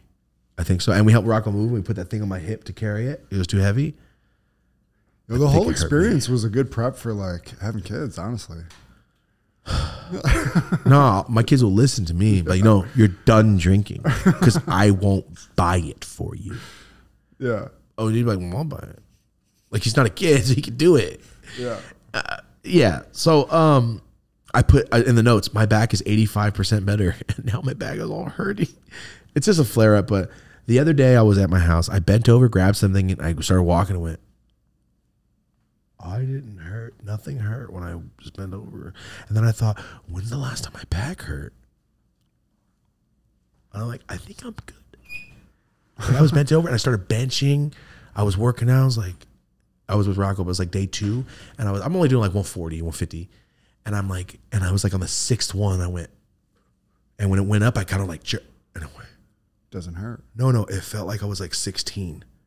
Like when I used to do competition weight shit, right when I got up to the top, I went, did I just get my strength back? It's like, no, something like in my brain went, remember? Yeah. Like when Hook goes, I'm Peter Pan. That's how I felt like, I'm not just a fat guy. I forgot I'm strong as shit. And I started doing it, and then I set a 50, and I'm like, I'm back full. And I don't know what happened, Marty. Ever since then, I feel like I can just jump on the table. It's like I had this sluggishness and like day 2 of doing this, and I don't know what it was about the number. I even told Rocco, something just happened. And I told him, like, so I don't know what just happened. And I started doing them again, and I put my hands in more. And I started doing them again. I'm like, my homie, we used to put our hands together and bench like this to see how hard, just because we were so bored. Like, dude, we can bench how much? Let's try something else. We went outside the weights a few times and tried to do that. Because it's so, like, what are you going to do? There's only so much you could do. Yeah. And then we started doing the claps. And then I was like, my teeth, I'm not risking this. Did it once and went, nah, bro. Yeah. I caught it right here. No, thank you. And I feel better. Okay. And then this drive, my back hurts. Oh, geez, weight on my hip, crushed my hip back. So you're gonna ease back into like. So I'm gonna get. There's this. I'm not gonna say where, but they train all the football players. Rosie's been going to the spot, and the 5th person yesterday came up to her and goes, "Does your husband make videos?" Because they're like, "Yo, all the trainers are fans." The bougie Hollywood one. And they're like, please, like, let him know, like, as soon as his back's better. Marty too, John, like, I'm like, oh, you guys watch for real. Let's go. And they're like, I know his back's messed up right now, but like when he's ready, oh fuck you. So I'm gonna give it 1 month, and next month I'm gonna start with a trainer. Sick. Yeah. Hell yeah. Yeah, dude, my back's. Remember the other day when I benched, I was like, something happened. It's like it's back, and I don't know what it was. It's like when fools get the glove on and they go, oh, my whole body changed. Like my Power Rangers when they're morphing. I'm like, I don't know. I'm not in shape or anything, but I felt like, oh my God, I can get up again. Forrest's legs busted out of the braces. Thank you so fucking much. I've had braces on my legs for 10 years and they finally fell off. That's how it only took a couple races chasing me for it to happen. I had an MRI on my neck. Oh yeah. What'd they tell you? I haven't gotten the results yet, but oh yeah. Have you ever been in an MRI machine? Hella times for my back. Oh yeah. I'm not claustrophobic. I'm not claustrophobic. I'm anti-claustrophobic. But it was just trippy. I didn't know, like, it was like so like sounds. It was almost like too much. Almost, it was almost too much. It's the sounds make you feel like you just did something terrible. I moved once and they had it restarted. Oh no. I felt myself like falling asleep a little bit, and then I would feel myself and you jerk and move, jolt, but I was like, that's what happened to me. I had to really be like, relax. That's exactly what happened to me, dude. I fell asleep and moved. She went, oh, I'm sorry, but I was like, oh, we're half an hour in, you bitch. Yeah, it sounds like how an alien would torture you. 100%. It's like the sounds in your brain because it's like I don't like this high pitched. It's like hurts my bones. It's like death dubstep Like sounds, yeah. It's like the everlasting gobstop. Yeah. But just in your brain. Inside of your skull. You ever got the or when people get tattoos, you hear the zzz. I've heard that you can like feel it in your tendons and shit. I don't know, but that's all because of magnets. Those sounds are magnets. I asked her and she gave me that answer. it's disgusting. I don't like that. I'm like, we're just taking pictures, right? Like, damn. Well, all right, you're fully a woman, Marty. Jesus Christ. Have you guys seen that clip? Have you seen the clip? I think OG sent it to me. There's this guy getting anesthesia for his lap band surgery. And his homie's in there and he's like, all right, sir, when you wake up, your sex change assignment or whatever. What do they call it? Anyway, they're like, when you wake up, you'll be completely done. You can hear, no! What? No! And he passes out and his homies are filming him, dude. And you can see him fight it. He's really like, as soon as they hit the anesthesia, and he's like that. All right, you wake up and your sex change will be done. Wait, what? No! And he just goes out, dude. It's fucking terrible. It's horrible, actually, to think that like you're not gonna remember. Yeah, but that's the last thing you remember. You might that whole time. Who knows? That might change your little coma that you go into. They don't know. What if that like alters you go into a bad trip for your whole time you're out? Dick. That sounds scary. You should say it when they wake up. Did I just say scarable? But I said say scary and terrible. Yes. Solid word. Pretty good. That's scarable. I like that. Yeah, I saw that. Anyway, terrible. And yes. Pretty awesome. Okay. Wait, we haven't been here for like a solo in a while, huh? About a month. I've been not vegan for a month. Fully. October 7th. Mm-hmm. First thing I ate. What up, dough? Bootleg Kiss Pizza. Let's go. Let's go. Good choice. Would you get a white pizza? I did eat the white pizza. Nice. It felt like high credit score. I ate it and my credit score started rising. I got a text from Credit Karma. I was like, boom. I took another bite and my neighbor started liking me. It was crazy, dude. Take another bite. You're walking up on the Space Needle now on the glass floor. One more bite on breaking tables, screaming "Go Bills" with shorts on because it's freezing. What was I going to talk about? Damn, this is not good. Going vegan. So I was like, you know what? So this is what's happened. I stopped eating meat and cheese in 2016. December 16th was the last time I ever ate meat. 9 months to the day, I think I stopped eating cheese. I've gone up 88 pounds. I've gained 88 of whole human. I've gained a small Mexican teenager girl. I've gained a small hot Cheeto eating Mexican girl pre-pregnancy. That's how much weight I've gained. Did you like the breakdown of that, guys? Oh, sorry. If you didn't watch Unrestricted last week, I decided to not give a shit anymore because I keep trying to tiptoe. Let me just say some horrible shit. I lost a 14-year-old pre-pregnant Mexican that just ate a full-size bag of Cheetos. Hot. Extra hot lime. That's how much I've gained since I went vegan. That's not good. Who cares about that? Ready? Boom. I feel like shit. I feel terrible. I feel sick constantly. There's days where I'm like, I don't feel sick at all. I feel nauseous every single day. And you know that, and you knew that. I feel sick as hell. Like I'm just, you know that when you haven't drank enough water and then like you go outside and you're like, I feel syrupy inside. That's how I feel every single day, no matter how much water I drink. I drink a lot of water, dude. Like a lot of water. I have jugs at my house of water. And I just feel sick. I don't know what it is. And then the other day I was like, dude, I feel like I'm just dying. So I started taking whey protein with milk in it. And I started feeling a little better. Not whey protein, just protein powders. I was like, okay, I feel a little better. And then Rosie's trainer was like, I can tell right here on your husband that he has protein deficiency. I don't eat any protein at all. Mushrooms. That's it. And I don't eat mushrooms every day. So I'm just sitting supposed to here get, just like- dying, a skinny guy inside with fat on me. Just dying inside. I'm like a meat canyon drawing inside, dude. I feel terrible. You're supposed to get half your body weight in grams of protein per day. Oh, I found out why, because Rocco eats 150 grams of protein every day. I'm eating like 15 at most.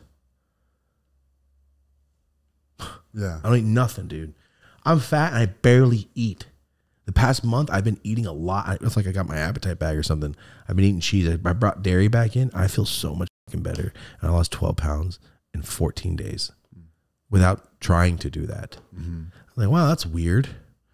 And then I got sick and the steroid. And I found out it's the steroid. What the fuck? I gained like 14 pounds back and I felt sick.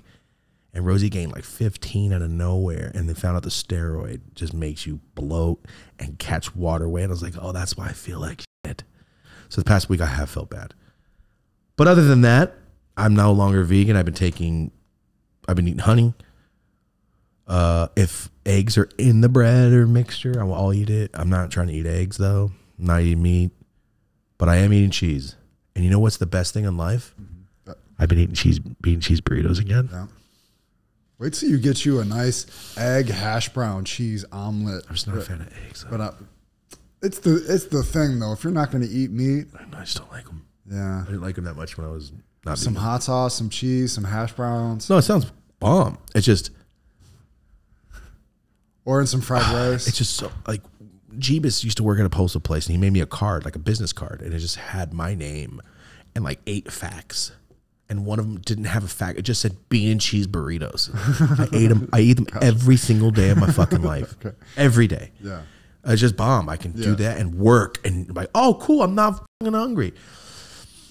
I ate a bean and cheese burrito in Denver for the first time. And oh my God, the second it hit my body, I fucking Jimmy Neutron brain got a blast. And I woke up in the shell shattered around me. And I woke up and went, oh my God. Because I haven't been to a vegan restaurant. I haven't been to a not a vegan restaurant in 8 years. It's So I can go to other places now. I went to a place because you serve cheese here. I can still eat here. It goes from 0.02% of the menu to like Not even that, just 15. restaurants. Yeah, like I've only been to 7 restaurants in LA. Same I ones see what back you're and saying. forth. Yeah. So I'm like, oh my God, I could eat places. And it was kind of cool, man. It's a very big change, stopping somewhere and going, I can find something here. Oh, it has milk in it? That's okay. What about it like a sick ass grilled cheese all day? Well, when I made a bomb ass grilled cheese the other day, I went to the deli at Whole Foods and made them shave the cheese off the shit. I made it myself. Sick. And then I burned my mouth so severely, I got a canker sore.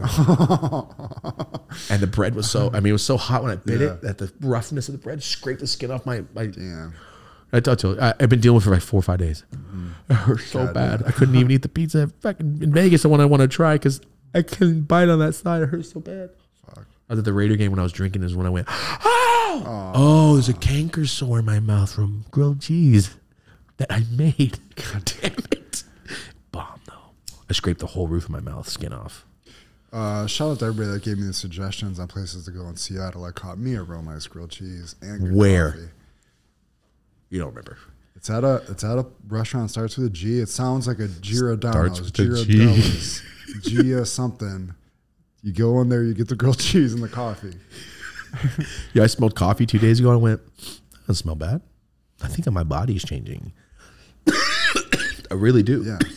Coffee's great. It turns the brain on. It gets shit going. I don't take anything. I don't drink caffeine. It is the perfect counteraction to like a heavy indica. Heavy indica smoker. I'll go try coffee later. How about that? You gotta I'll try it. see what you like. Like the Nespresso kind of frothy, you know what I mean? Like that's a nice wave where you got the just straight, I just drink regular black like Keurig cups. A racist. Yeah. What a racist comment. Well, how long have you been here? Oh, let's go. Almost 2 hours. It's been a while. I smoked this whole bag. Did you really? How many joints you smoke? Damn, Stop. Did you really? Stop. Oh, did you really smoke all this today? it's a cool 4. Marty, did Yeah, you yeah. really? I didn't even see you smoke Right? this. We need a bucket of joints for Marty. We just need a little bucket, or like when Wiz walks around with his box. He walks around with a big wooden box Oh, like a And he humidor? opens it, yes, and it's just 190 joints, that size, ready to go. It's what you need right there, or it just drops in. You press a button and one just drops from the top. That'd be cool, like one of those straw holders. Yeah, or like in Wayne's World where they cut and they get their licorice out the top and they pull the licorice. yeah. Ooh, that'd be sick.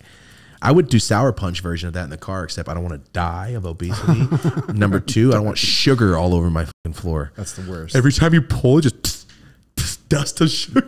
That's my real life of me with like a Reese's bar or some shit. Oh no, I have to be so cautious with my car because I'll just make myself so mad when I spill shit. Yes. The rule is I don't eat my car, and then I did it once when I was parked, and then it just happened like 5 more times. If you guys have kids, that I was the same thing about the Tahoe. 3 days in, that's over. No, the car's messed up inside. No, not at all. But I'm Oh, you're saying talking about eating it. Just finding little wrappers and Oh yeah, it's fine, it's fine. Marty got a new car, brand new, so sick. brand new, TA ho. We drove the Escalades, the Denali's, the Tahoes, and realized they're all basically the same truck. Just different prices. Yeah, different logos, different prices. The interior, the way they drive, all the features and functions. You get a new Tahoe with all the blacked out everything, with all the bells and whistles you can get for like so much less than a used Denali or Escalade with a lot of miles on it and shit. So go get you a Tahoe. You're gonna be happy. Shit look nice, dude. They never changed that body style.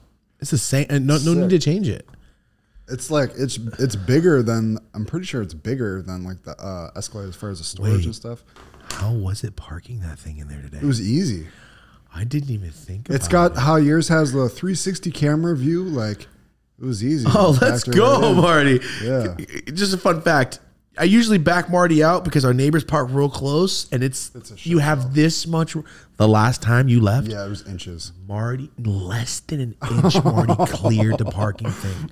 And I was so confident you had it. I went, go for it. And as you got closer, I went, I almost wrecked your bumper. I almost scratched your bumper. Oh, You my made me God. feel confident. I'm like, you know what? I'm just gonna go for it. No, but you got it. I Yeah. knew you had it, but I'm like, that was so close. I wouldn't have done that. Yeah. But yeah, It's even got the power outlet in it, so you can bring in the PS5, and it's got the screens built in. So, come on, it's got. I always wonder what it'd be everything like to they got, grow up like that, man. We got to interview your kids. right? For real. Interview Ariana because she's like, oh, I saw it all. yeah. It's And interview interesting. Cam, be like, I just barely got fucking function of this brain recently. And then Emmy's just like, well, This everything is life. great. Yeah, You know what I'm saying? they know. I talk to them about it all the time. I'm just saying, like, their perspective of like, oh, I go to a sick school. I'm good as shit at sports, man. Yeah, Like, Cam's got a weird life. If you think about it, he's got the life you always want your kids to grow up like, no, my kid's a baller. every That's it. day. I don't know if I brought this up. I have pictures of it. Every day at 6:30, or I go out to the living room. Cam's got his notepad of that day's workout. Him and Emmy are doing planks, doing burpees, doing squats.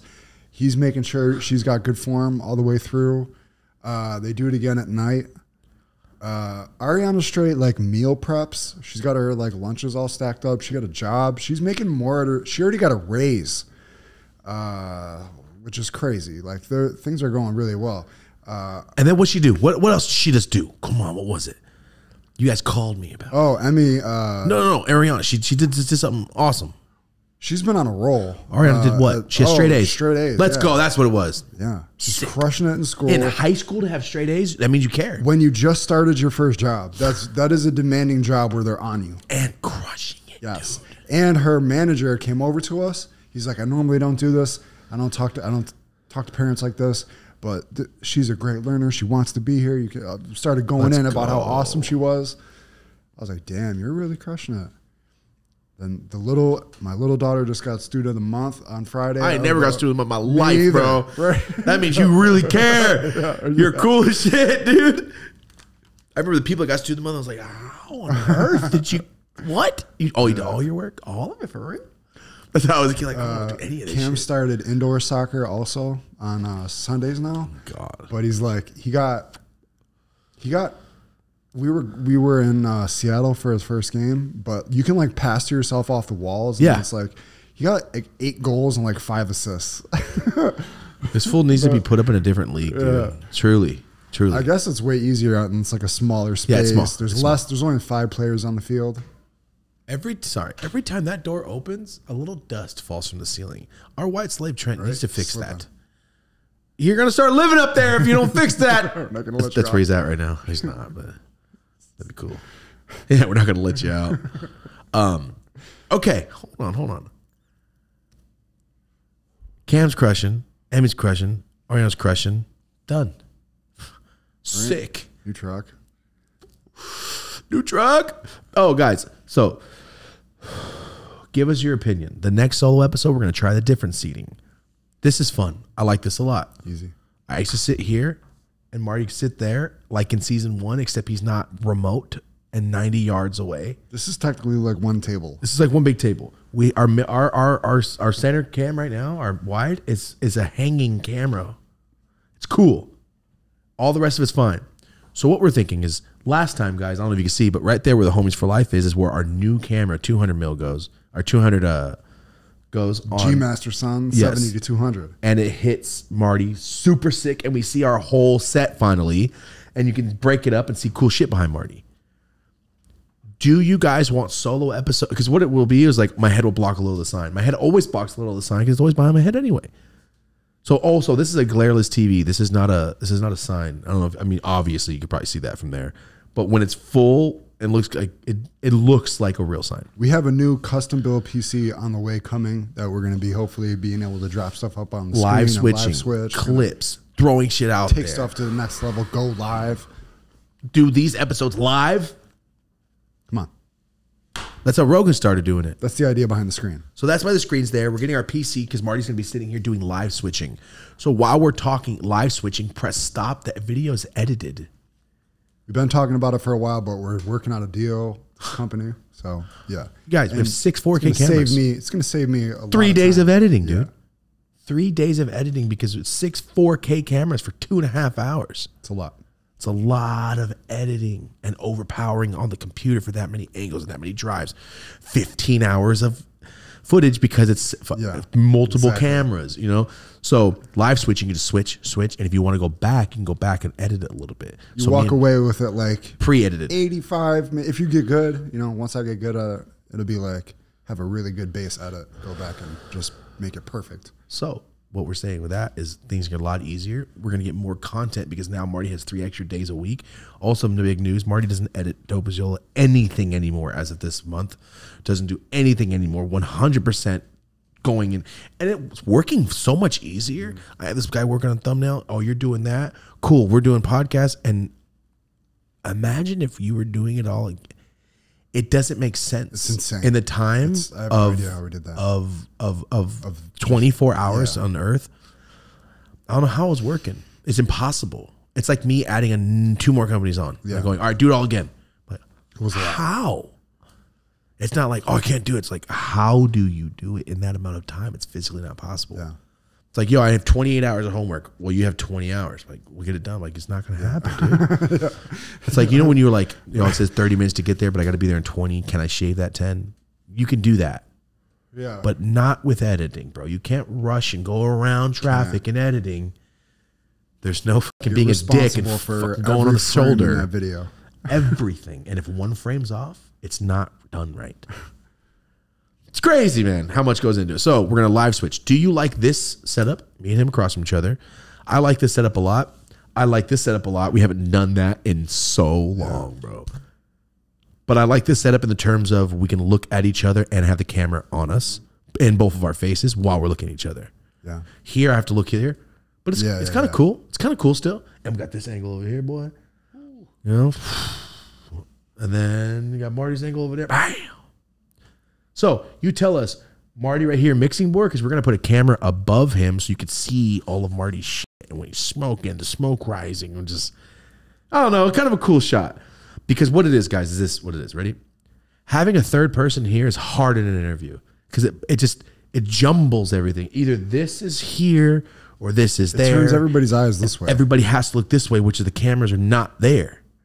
Cameras are over here. So to open up a little more, Marty's here, we would all open toward the camera.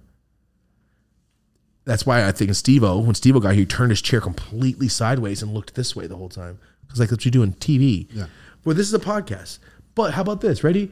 Hey, check out this clip. We all turn this way, and our little camera that's going to be right underneath the TV will now be showing us as we're looking. It's a cool shot. It's a cool shot. It's not a bad idea. That's what we're saying, guys, okay? So, next solo, I'll be here. Marty's here with the mixing board, the PC, all that. Tell us, do you like this more? Do you like this more? You guys, your feedback means a lot. I don't know if other shows do that, but we listen and we comment and we do all that shit. A lot of you guys do not like the new time change. A lot of you do not like the new time change. A lot of you do like it. It's just like the micros. Like, how do we make everybody happy? Break it in the middle, basically, is what we're thinking. Like, so, guys, we've been doing Monday at 5:30 for the whole season, for the whole first 8 months.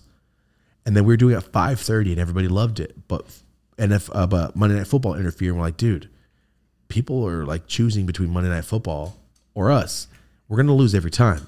How about we go to 12:30? So that's when we went to 12:30. We're like, well, it's 3:30 on the East Coast. Everybody's out of school and about to get out of work. On the West Coast, they're at lunch. They'll be able to catch some of it, right? And then come back later. So we're trying to accommodate both sides of the country. And then we're like, yo, Marty and I were doing this for 2.5 years where we're like, okay, it's Sunday. Nobody's on social media on Sunday. Okay, we can only promote the episode from Monday at 8 a.m. to 12 on Monday where it drops. There's only 4 hours. What if you're at work or something? You missed all of it and go, oh yeah, it's Monday. The show's out. I missed it all because I didn't check my phone till 12:30. It's dumb. Like we can't promote anything. You always see like The Simpsons and coming up next, X-Files. I'm throwing it back. You know what I mean? Tomorrow at 8 o'clock. Don't miss The Simpsons. They tell you the day before, not in an hour, the new Simpsons episode. Like, damn, I didn't even know. I didn't prepare. That's why they always tell you the day before. Next week, the Raiders versus something. Not to mention, we're talking about like Monday morning. People are school, pissed off work. and like, damn, Monday. At least I got the show. That helps some people. But some people are like, damn, I forgot. It's Monday morning, bro. I'm getting back into the rhythm of life. So what we did in the past 5 weeks is we moved the episodes to today, or what it is now.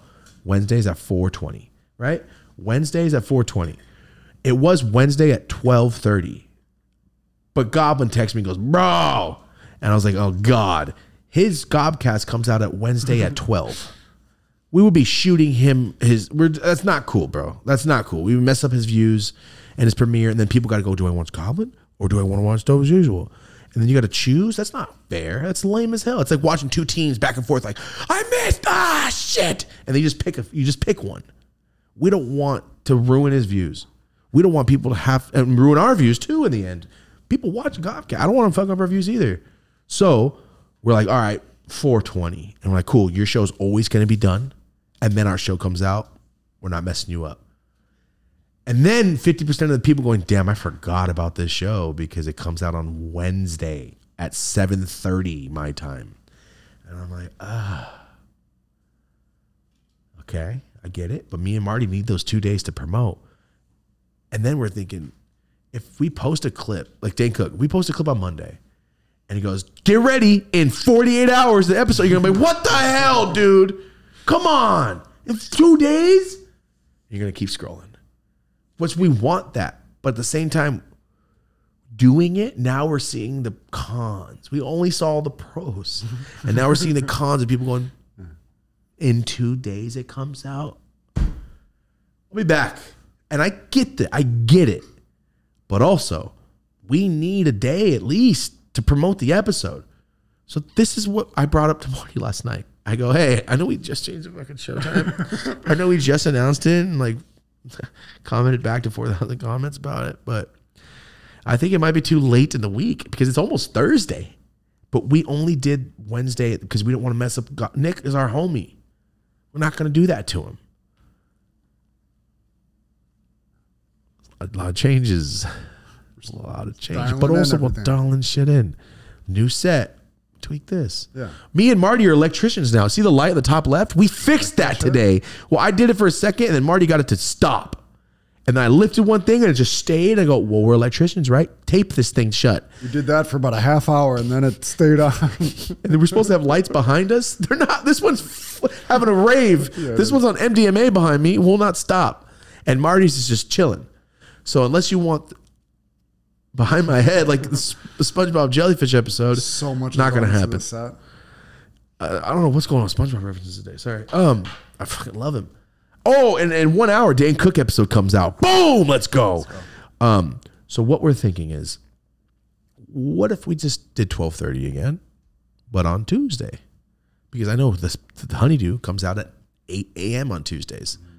So we're not touching his. We're He not. doesn't do a premiere though, I don't think. No, but like, Still. you know, it's not cool. We try to keep it, you know. It's like going live when you know someone's video's premiering. Like, you saw my video and then you still went live. Give me 10 minutes, man. Go pee and get something to drink. You know what I mean? It's like, don't go live while I'm going live. But that's stupid. So we're thinking this. Please leave it in the comments. Well, if we change it, it'll be this episode. And we've been filming on Wednesdays, so it's been tough to be in the live chat. live chat. You know, our film days are Tuesdays, and every guest keep having to push to Wednesday. So we're like, is everyone telling us just to change our day to Tuesday? Because look at Monday, not bad. You're getting up watching clips like, oh hell yeah, tomorrow drops, or on 2 days it drops. 2 days is a long time to wait for content. I get that. 1 day, not so bad. That's what the norm and the standard is. Tuesdays might be a good day. Might feel better. Tuesday at 12:30. Whatever it is, if we're gonna change it, I say we just like Do it and it stays. yeah. Because Wednesday is a little late. I will say that Wednesday's a little late. I like the idea of Tuesday. But we only didn't do Tuesday because we wanted 2 days to promote. But now that we're getting the feedback going, damn, 2 days. And I'm like, fuck, that's kind of long. I don't want to wait 2 days to watch new. Too lazy to try. Does it premiere? And I'm like, in 2 days? Yeah. I'm gonna change it. So I get that. All right, I do understand that. We had to do it. We had to do it to find out. And now that we're here, it's just us. Remember that. And we're listening to the feedback, so we want to make it make sense. And remember, we'll always listen to the feedback. Me and Mark talk about it constantly. It's like, oh, you see this? Oh, you see that? Yeah, I did. They weren't happy. We should change. It's always a work in progress. We're not just, we're gonna always be trying to make it better. Yeah, at 4:20 works perfect for me because I'm doing all my stuff. But 12:30 doesn't. But I'll make it work if it works better for the fans. We'll just make it work. We're considering all these time zones. Yeah, you have to remember, like, we're trying to, like, all right, we know we have a lot of fans here, but damn, that's like right in the middle of school, like, and that's like work time. And okay, this works, and that's why we picked 12:30 because, like, oh, you're at lunch or on the East Coast, you're getting out of school or you're about to get out of work. See the clip go, oh, second I get out, I'm watching this on the drive home. Or you're on lunch just listening because you know 12:30, you're just listening at work. That's when we get a lot of people like, yeah, I'm at lunch right now. 100%. Everybody. Yeah. I love just how much it was synonymous with the show, the Monday. I just want to get back into that. But for us guys, Monday just does not work. We have no time to promote it. We only have 4 hours versus 24 hours. And I think stressful. We can really help if this episode is sitting premieres in 16 hours, it's every Tuesday.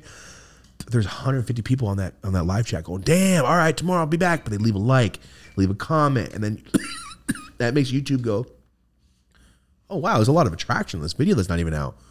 Maybe we should push in the browse. See how many of you push it a little bit. They don't do that for us, but like that's how it works for other YouTubers. That's how it works. One day we'll get there. Not gonna talk shit no more. One day we'll get there. We're on our way. We're on our way. So that's the update. Before we get out of here, I have one huge announcement. Been here for over 2 hours. Let's go. I completely forgot. Yeah, I think being a vegan just makes you fatter unless you're eating raw because it's all processed damn near. I did a 7-year mistake. It's okay. Shit. Not going to eat meat though. I just don't want to, but I think I'm good right now. Mm-hmm. Back to the last thing, I guess. Try explaining being a vegetarian to a bunch of drunk Bills fans. Marty's been vegetarian since he was a child, though. It's different. Yeah. Like you stopped for a long time, then you didn't. Then you stopped, then you went back. I don't think I'll ever eat meat again. Yesterday, as I was throwing something away, the thought of eating a chicken sandwich dropped in my head, and my thought of biting it, went, ugh. But then I went, Yeah. I haven't felt the in years. I know what you mean. I'm not going to eat it, but I'm like, I wouldn't throw up in all my mouth while chewing it. I think I'd be able to do it, but I don't want to. And I'm good. So I'm good on the meat. But I recommend the fake chicken patties too. I know. I'm tired of eating processed bullshit though. Yeah. Rosie makes it. And she makes the fuck. She like makes it with the flour and this and tapioca starch and that and then makes it rise and then breads it and does all the crazy shit. But it's like it's just a bunch of stuff. Yeah. In the end of the day, like I just need to eat shit that grew. Yeah. Or like just one little process change. Like if my rosin said 7 different processes, I'm like I ain't smoking that shit. So why am I eating it, dude? Like I don't understand my brain sometimes. Yeah. You're talking about like basically a raw whole food diet. That sounds cool. That sounds cool. My homie was bringing up raw. My homie that did Munchies. My homie that, remember, I was like, yo, you should make this cheese. You should sell it. And then he has 4 restaurants. Remember? Yeah. Totally. Fool's eating tomahawks. He has celiac disease, but bad. Like IBS on steroid. Bad. He gets throw up sick if he eats gluten. He has bad. He can't eat bread. Nut. He's bad, dude. He moved to Spain for like 6 months. And he's like, I don't know what happened, but I needed to try this. And he tried some cheese. And he's like, I didn't get sick. Then he ate bread over there and didn't get sick. He gets hospitalized for celiac disease. Like, it's bad. And then he's like 4 months in, I just don't know what came over me. I ate a steak. He's after like 9 years of not eating anything. Didn't get sick. Went back to the doctor and all his inflammation was gone. And he's like, there's something about me eating this processed shit, eating this, not getting this in my body. And I just saw he went to the Rams game with us. He looks like 8 years younger than last time I saw him. He's like kind of in shape, dude. And he's like, bro, I ate like almost like 40 ounces of meat a day. He's like, I'm like, what? I'm going. He's like, but he's like a chef. So he's like, I'm going getting this from this country. I import this from this country. He's a chef. So he's like, knows what he's doing. He's the one who got me. He's like, I need you to try raw cheese. I'm going to get this. And I trust when he says. Yeah. It's just so crazy thinking about, I knew I was feeling sick constantly, but now it's like, oh, because of this. Stupid. You need protein. Like, all right, I'll take some protein powders. I feel bomb. Yeah. It's like, what the fuck, dude? It's really odd. It's frustrating because you're trying to do the right thing. I'm trying to do the right thing, but gaining a small Mexican chick over that many times of years over my body. No bueno. No bueno, bro. No bueno. It's all about the Raiders. That's all I hear when I think of Mexican girls with big lipstick. That's why I grew up in Merced. It's all about the Raiders. Girls used to mark that all over their agendas and walk around with it. And it was just like, why? You're not even a football fan. And it would bug me. Yeah. I think I talked about it before. Like, you don't even know who the quarterback is. So it's like, Rich Gannon just threw 7 interceptions in the Super Bowl, and you're telling me it's all about the Raiders. Like, you don't even know what you're talking about. And it's like, also, like, why does it affect you, bro? It's like just walk on. It's like an early meme, like LeBron James. It's all about the Raiders. And then big eyebrows, lip liner, red. That's when you know you're in all about the Raiders territory.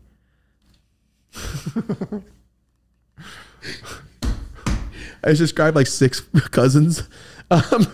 Here we go. Yo, I got a whole family I never really chill with in East LA. You know that? Like 40 cousins that live by OG. Yeah. My whole grandpa's side of the family. My grandpa's from LA. And then I just found out that he had a brother at my grandpa's funeral. Did I tell you that? My grandpa's a twin brother, and he has another brother.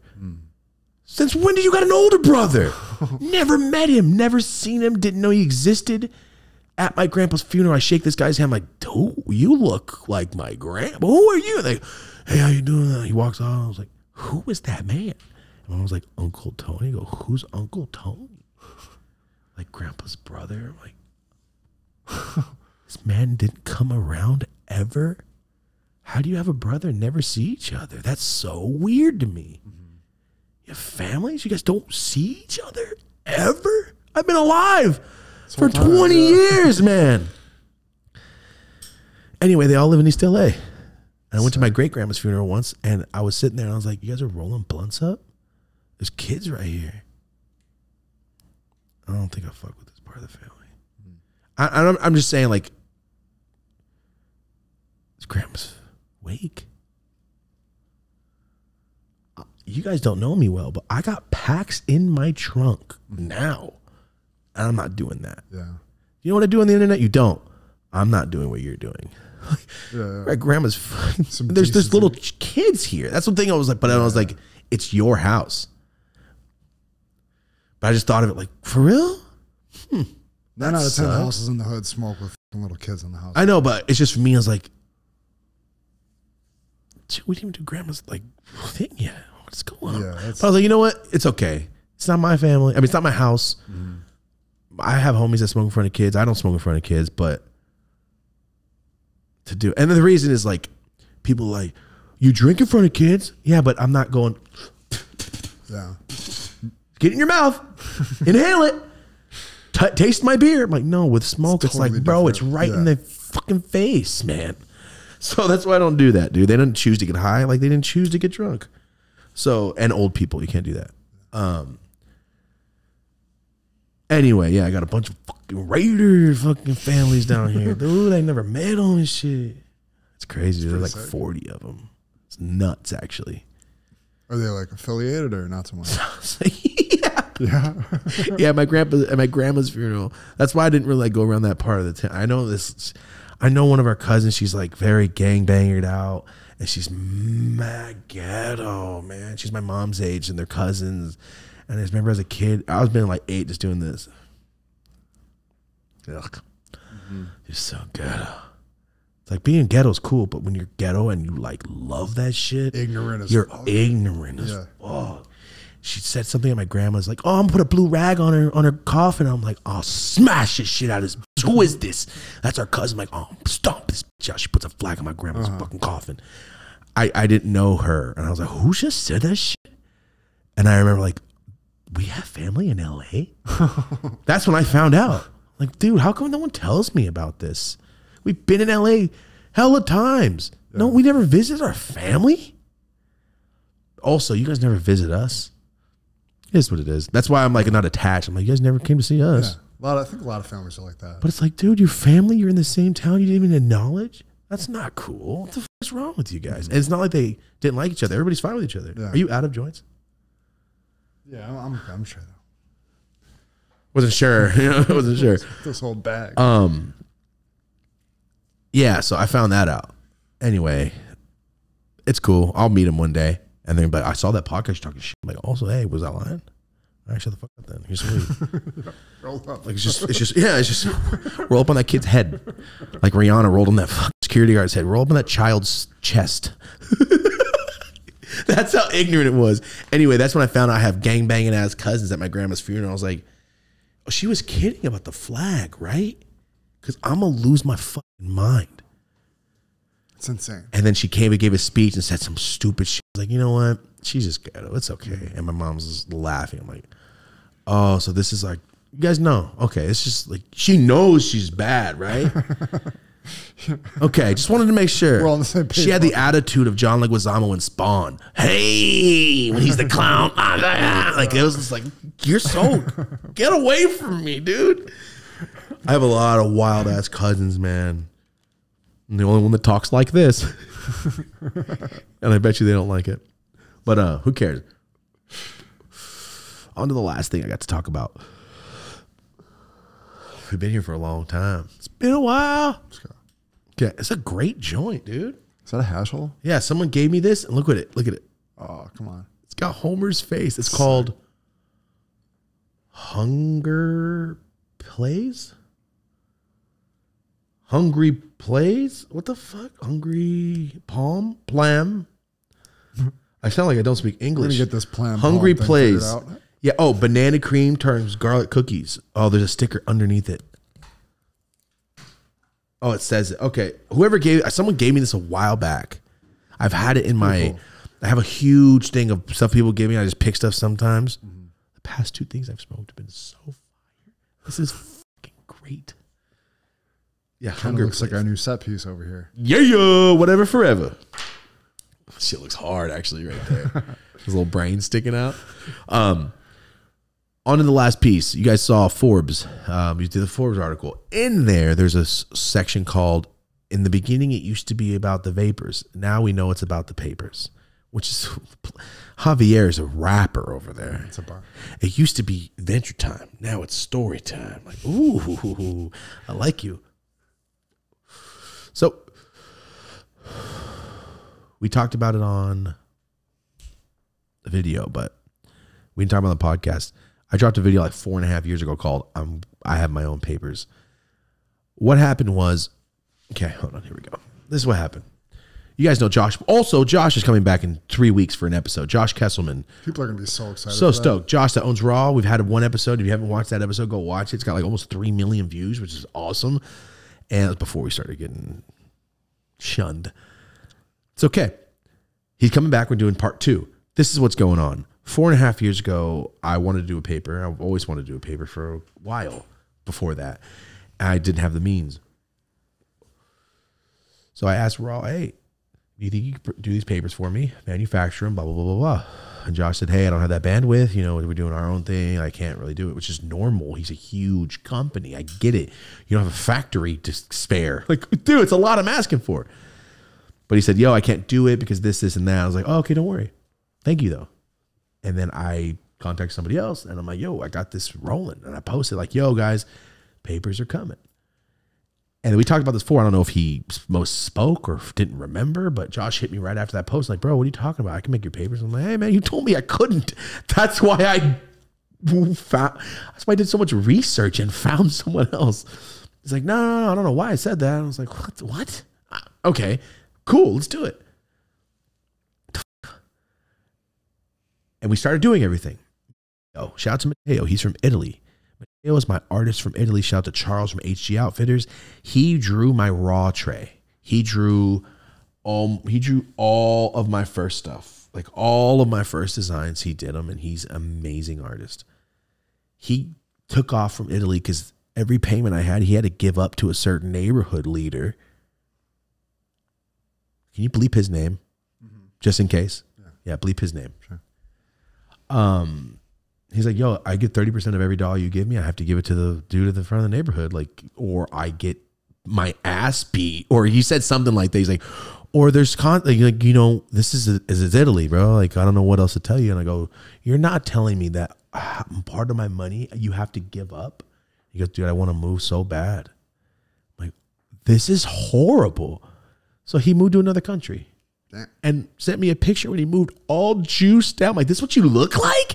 Holy shit, I haven't met you before. I never seen your face. We just talk through email every day.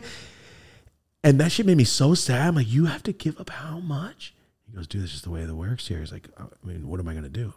If I live here, if I want to live here, I have to do that. Basically like the IRS. Yeah, but he's like, they tax you. That's what happens. Like, that's how it works here. I'm like, I thought that shit was like in the 60s. Yeah. Bro, it's 2020. Or it was like 2017 at the time. It's like, bro, it's right when I moved to LA. I'm like, are you serious, dude? That's horrible. And then he moved. Then he got out of the country and he was working for me. He was so juiced. He got a regular job. He was so excited that somebody knocked his ass out at the train station when he was waiting for his train and stole every single thing he had, his laptop, every hard drive, everything he had, his camera, everything. And he just like went straight to press mode for like a year. Wow. Wouldn't hit me back, told me what happened, hit me back I'm just working right now, man. I'm not really doing art. I'm like, bro, you're an incredible artist. I'm like, and I told him with Charles, HG Outfitters, like, yo, you want to go in out with me and his equipment? 'Cause I had no money. What the fuck? The money I was paying him, I need for my rent. So, but I was like, yo, I'll get like a loan of some kind. I'll go half on his shit. You go half on his shit. And he works for us full time. And I told him, like, yo, I'm going to buy you a laptop, get all your programs back so you can start. And he's like, no, dude, I think I'm over it right now. I'm like, are you kidding me? That's it? You're just done? Didn't talk to me for 2 years. Damn. And then never responded to anything. Just never responded back to me, dude. And then through 2 years after that, I'm here in Glendale, living in Glendale, like when I used to live there. And he responds. All my other emails weren't going through for 2 years. I looked and they were all failing. I don't know what was going on.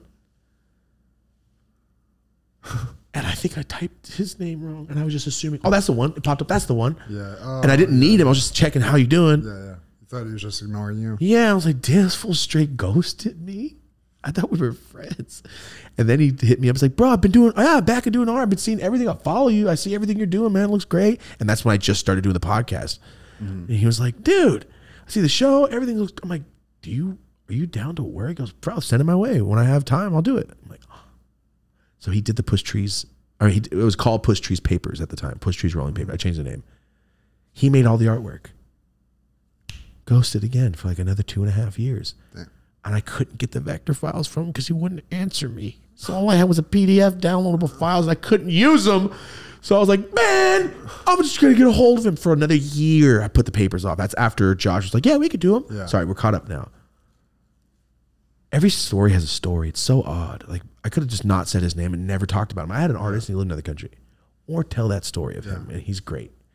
Now he's back working a real job, like a real account, like a real job. He's got a career and he's like doing some art here and there. He's doing some stuff for me right now too. Nice. But he's not like doing what he's the most talented artist I've ever met, ever. He can draw everything on that pad. He drew the whole raw tray, Push Trees raw. He drew that.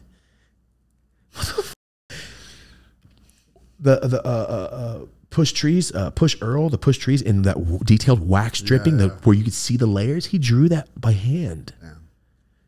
I really wish he would just move here and stay, like, take this off as like, oh, how much do you need a year? Get it done. I got you. Now we can actually do that.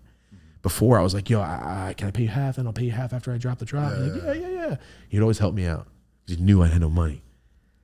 And we started on the papers, and and the artwork took a year because it never got back. I never got it back, so I just started doing something else. And then that's when the pandemic happened. And when that happened, I kept pushing it off, and I don't know why I kept pushing it off. And then the people from Spain came hit me up, and then Raw got in a lawsuit.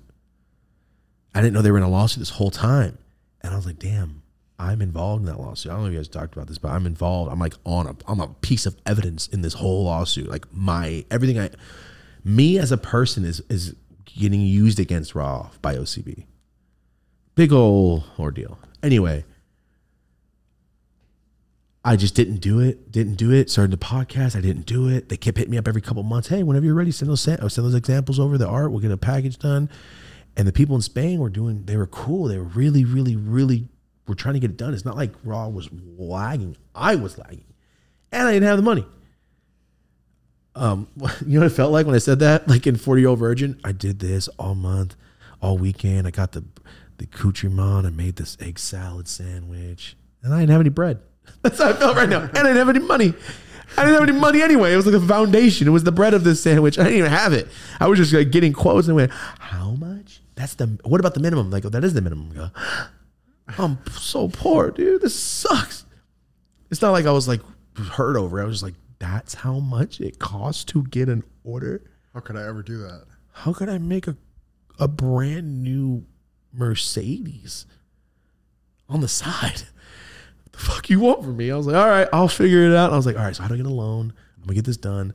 It was gonna be called Push Trees Papers, and all my reps were gonna be called Paper Pushers, and everybody was gonna have their own name and all this and all that. They're a region. I was like, oh, it's a Paper Pusher of the East. But we're not gonna do that. I'm still gonna use that for my shit. Call them Paper Pushers. But they're not called Push Trees Papers anymore. I changed it. I just didn't want that.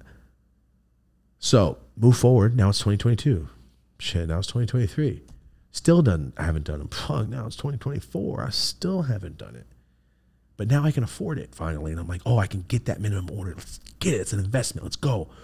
And I always think about it as packs. I'm like, if I get that, I get a train cart of this. I break it down into this. I flip that. It's just like moving packs. It's the best thing in the world. I love it. It's so amazing. Anyway, I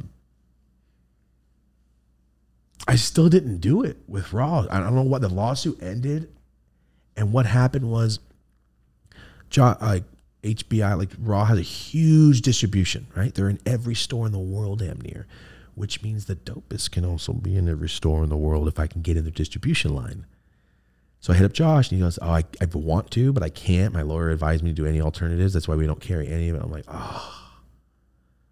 Damn it. Okay, that's fine. I'm still doing the papers with Raw at this point, right? But the thing is, like, I cover the costs. I do all the marketing. I pay for everything. I wholesale it, ship it out. They manufacture for me. That's what Raw was going to do. They're just going to manufacture. I do every other step. I sell it. I get the stores. I get this. I get that. If I plug into their distribution, then my percentage of right there, ready? I get a 10-pack. I can give it to my homie. He can go get rid of all of them right now, but he's going to charge me 60%. or I can go hustle my ass off for 2 days and I get 100%. I'd rather work. Even if it was 5% more, I'd just rather work and do it myself. Oh, it's 40% more? I'll work. So that's why I was like, oh, Raw, you're going to distribute it? How much? If I do it, I'll get a warehouse. And that's when we got this warehouse. I was like, one day it's going to be full of papers. And we've been saying that. Like, this will be the paper section. Half this warehouse is empty right now. I'm like, this is the paper section. I still say that. So what's going on is this. I have homies named DJ Afterthought. DJ Afterthought, I met through Mac Miller. I met them. He's in a couple of the videos. He's the man. We're still homies, right? We're still friends. Justin, Q, we're friends. But I see and talk to Afterthought a lot just because, you know, he's doing shit. He's talking, hey, I'm with your homie over here. He's with OT. I'm like, what are you guys doing together? Like the last time he called me, I'm like, why are you on Ryan's phone? Anyway, they were all in the studio. I'm like, oh, dude, good connection. And I was telling him, like, all right, cool. OT's the man, blah, blah, blah. This is the first time he met him, too. You know what I mean? Like, he just knows my friend, and we talk a lot. Justin Boyd doesn't come to California as much, but he used to take photo shoots for us all day. Q, I see every so often, but, like, we're still friends. Ryan, DJ Afterthought, is he's with Blazy Susan. Blazy Susan, if you don't know who Blazy Susan is a rolling paper brand. And after going to Denver to Casa Bonita, we landed there, went on a tour. I have like 9,000% more respect for these people now that I know what they did and how they started and how it went down in a little office. He said, I used to not have enough money, so I would take 2 sheets of paper and ship it to influencers. 2 sheets of paper. Try it. Hey, try it. Not packs. Sheets of paper. Because he was like, well, I can't get giving away packs. I have no money. He's like, I'm trying to make it work. I'm like, well, that's incredible. And I went to their 30,000 square foot facility. He's like, this is building one of, and he said the number. I go, incredible. There's levels to all the, I was like, wow, you guys are crushing it. They're doing, and they're very nice people, cool people. And they're, you know what I mean? They're brothers. Ryan's in there. Trey's in, like, there's a lot of good people in there. And then Trey's whole story. Anyway, we're not going to get everybody. They're great, cool people. I've known them for a long time, like 4 years I've known them. Ryan never sends me boxes of Blazy Susan because he's like, I know you like Raws, bro. I'm like, bro, I'll smoke your papers, bro. It's fine. I'm not obligated to smoke one paper my whole life. What the hell? And it's before they sponsored the podcast. Even then, I can still smoke whatever I want. Anyway, I got some papers. I'm like, oh, these are cool. They gave me the first Blazy Susan, the spinning tray. I have it out there like 4 years ago. Anyway, in February, Ryan hit me up. He goes, bro, if you ever need help with those papers, I know you're doing with Raw. He's like, I'm not trying to step on your toes. And he always said, I'm not trying to step on toes. I'm not trying to. He always makes sure to do that. So I will say I really like that about him. But he always makes the point to like, I know you're with Raw. I know you're with Josh. I'm like, bro, you're my friend too. It's okay. It's fine. And he's like, if you ever need help with papers. And I asked him one day, I go, hey, man, do you think you can help me with distribution for the Dopest? And he goes, bro, we're in thousands of stores. He said, I'll just connect you. How about this? What about doing like, he's like, what are you want to smoke some papers? I'm like, of course, man, send me some papers. He's like, you know, we can always manufacture for you, blah, blah, blah. And then we're talking about that. And then I brought up, hey, do you think they could help out with distribution? And when he said, yeah, I go, for real? He goes, bro, we're in thousands of stores, of course. I go, okay, we should talk. And I'm like, what if you, man, because they told me recently, like, I'm not gonna say everything, but they're like, yo, we got a new facility in another country. And I was like, and after you told me all the specs, I'm like, what did you just say? So you can manufacture any paper, just like, he's like, yeah, we can. I go, and he goes, and we'll give you just above cost because we're Ryan's friend. I'm like, what did you say? He's like, and we'll pay for all the wholesale. I go, so I don't have to put up that fucking, I don't have to put those fucking Mercedes Benzes all the time.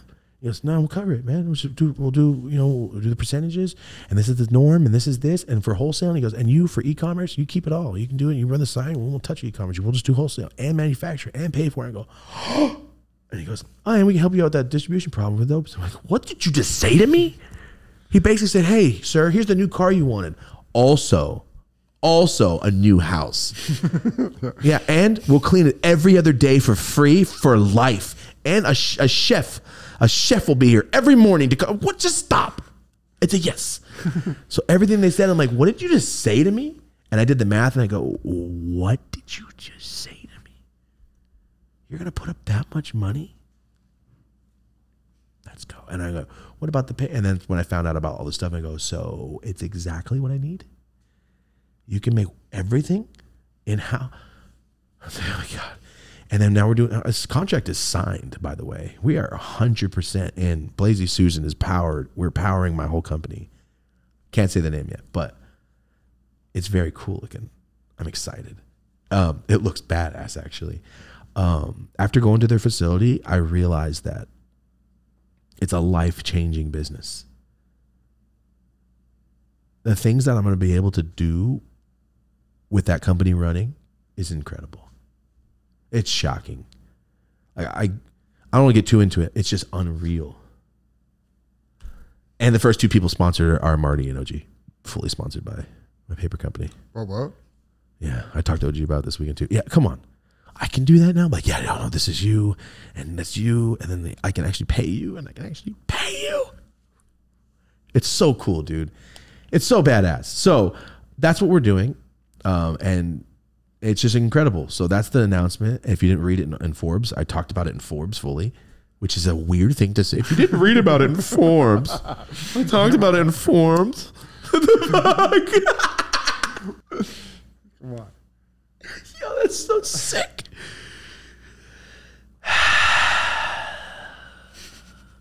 That was awesome. Okay, so it's fully done. Contract is signed. My samples are on the way. My artwork is done. I'm waiting for my tip files to be done. I can't get too into it. One of two people on Earth that is allowed to carry these. I have something else coming out that is going to be insane, and only me and one other person happens to have these on planet Earth. And then they told me what they sold of them last year. They go, it's a side SKU. We only did this. And I went, what did you just say to me? It's like, that's the highest number I ever heard in my life. And that was your side SKU and you just coughed at it? I mean, scoffed? It's just shocking to me that people can make so much money in the world. And it's nothing to them. Yeah.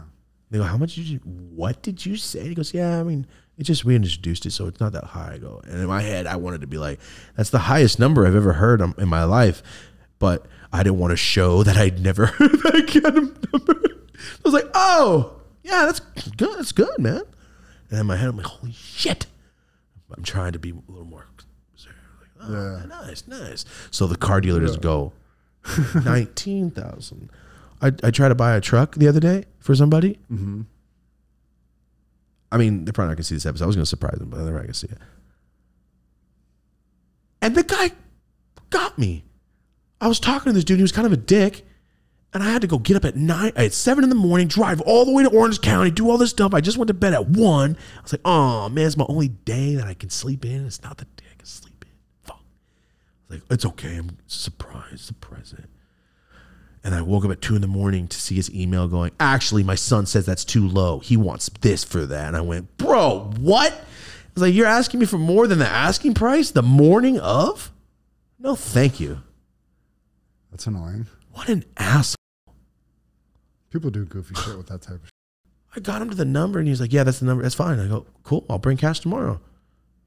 3 hours. And this is a 3-day process. He goes, no, actually next day. Actually, Thursday doesn't work for me. As I'm like, yo, what's the address? He goes, actually, no, Friday. I hit him up Thursday night. What's the address? Saturday works best for me. Oh, bro, come on. And you're be on time, 10 a.m. sharp. And I was like, whoa, okay. I don't want you coming to my house, so meet me at the local bank. I'm like, okay, bro, just give me the address. Just let me. Could have left that out and just gave me the address, right? Stupid. Super annoying. It was real annoying. And then he said that at the end, and then he kept hitting me back, and I just erased his whole thread. And I was like, yeah, I'm not dealing with this today. Anyway, I don't know how we brought that up. How did we bring that up? Getting the new truck. Getting the new truck. Piss me off. Jerk. Just trying to do something nice out here. Assholes, man. I brought it up for some reason because somebody said, what did we talk about? And I was like, papers. And yeah, trying to gouge my ass. Yeah. Anyway, papers are on the way. I don't know how we got into a truck. I need to go. During the chat, I'll find out. I'll find out when I'm doing the live chat. Going, oh, I wish I could go back and just be like, hey, it's this. Every time we're in the chat and I go, what did I talk about? I'm in my office going, damn it, come on. And I can see myself and my memory do this. Oh, we almost, And it's gone. almost. Yeah, I can see it happen as I'm typing in the chat. Like, fuck, dude. All right, well, that was my fault. Anyway, my papers are coming out very soon. Blazy Susan's helping me with every single thing. Shout out to them. Like Awesome. this year, next year. It's gonna come. I want to look at. They can be out in December. Don't want to put out a new company in December. I know it'll be great Christmas presents, but no, I'm cool. Let's start out, and I want to do like early February. Is what I would like to do. And guys, the thing is, like, Blazy has Blazy Builds, and they build all their cool stuff and their props. They build that themselves. We went there. There was Airstreamers and all decked out UFO Airstreamer, decked out pink, sick, tall SUV. Oh my God, they do so much cool shit. Big cutout, fake stuff. So I'm like, oh, so I need a 3D me. Yeah. Oh, gonna join in every store that we carry. That carries us. You know what I mean? Like, why wouldn't that be awesome? Like, so and so papers here, carried here, and it's just like a big thumbs up and a silhouette of a dude ripping a joint or something. I don't know. Like, we can think of all that cool stuff. It's so sick. And they're so easygoing and cool people. I'm very excited for this. I think it's gonna be the biggest thing we ever did. I think. Feels like it. You know what? It does feel like it. I feel like I can get the papers into a store and people go, "Oh yeah, I smoke those all the time." And then you're on my page one day and you go, "Damn, guys, we started this company a year ago." I'm like, "That's yours?" Yeah. That's what I want. I want people to not support because it's me. I want people to support. Like, that's a sick looking pack. I've been seeing these everywhere. I'm like, yeah, you have. Like, they collab with all these other rolling paper companies. Like, yeah, we are, because we don't care. We're not in a competition, dick measuring contest. Not going to do that. That's what OG sponsorship is for. Yep. He can do that and get drunk and cut. These are the best papers. You have them at your store. Tearing. Last thing of the episode. He cries tattoo tears. It's just ink. Come on. It's just ink. And it stays. Yeah. I don't even know what I was going to say now. I'm trying to imagine that coming up, man. Like cartoon drawings or like just ink. Wow. Whatever's more gangster. Yep. I think the tattoo tears are better. Yeah. Little aha music video, Take On Me, little sketches coming down, dripping to the ground. Ding. Oh, you get my Cortezes wet. Shit like that. What was I going to say, man? Some of the papers. Oh, got you. The last thing I'll say about this. Is it just me? Or do we all have a family? If you're a Mexican, why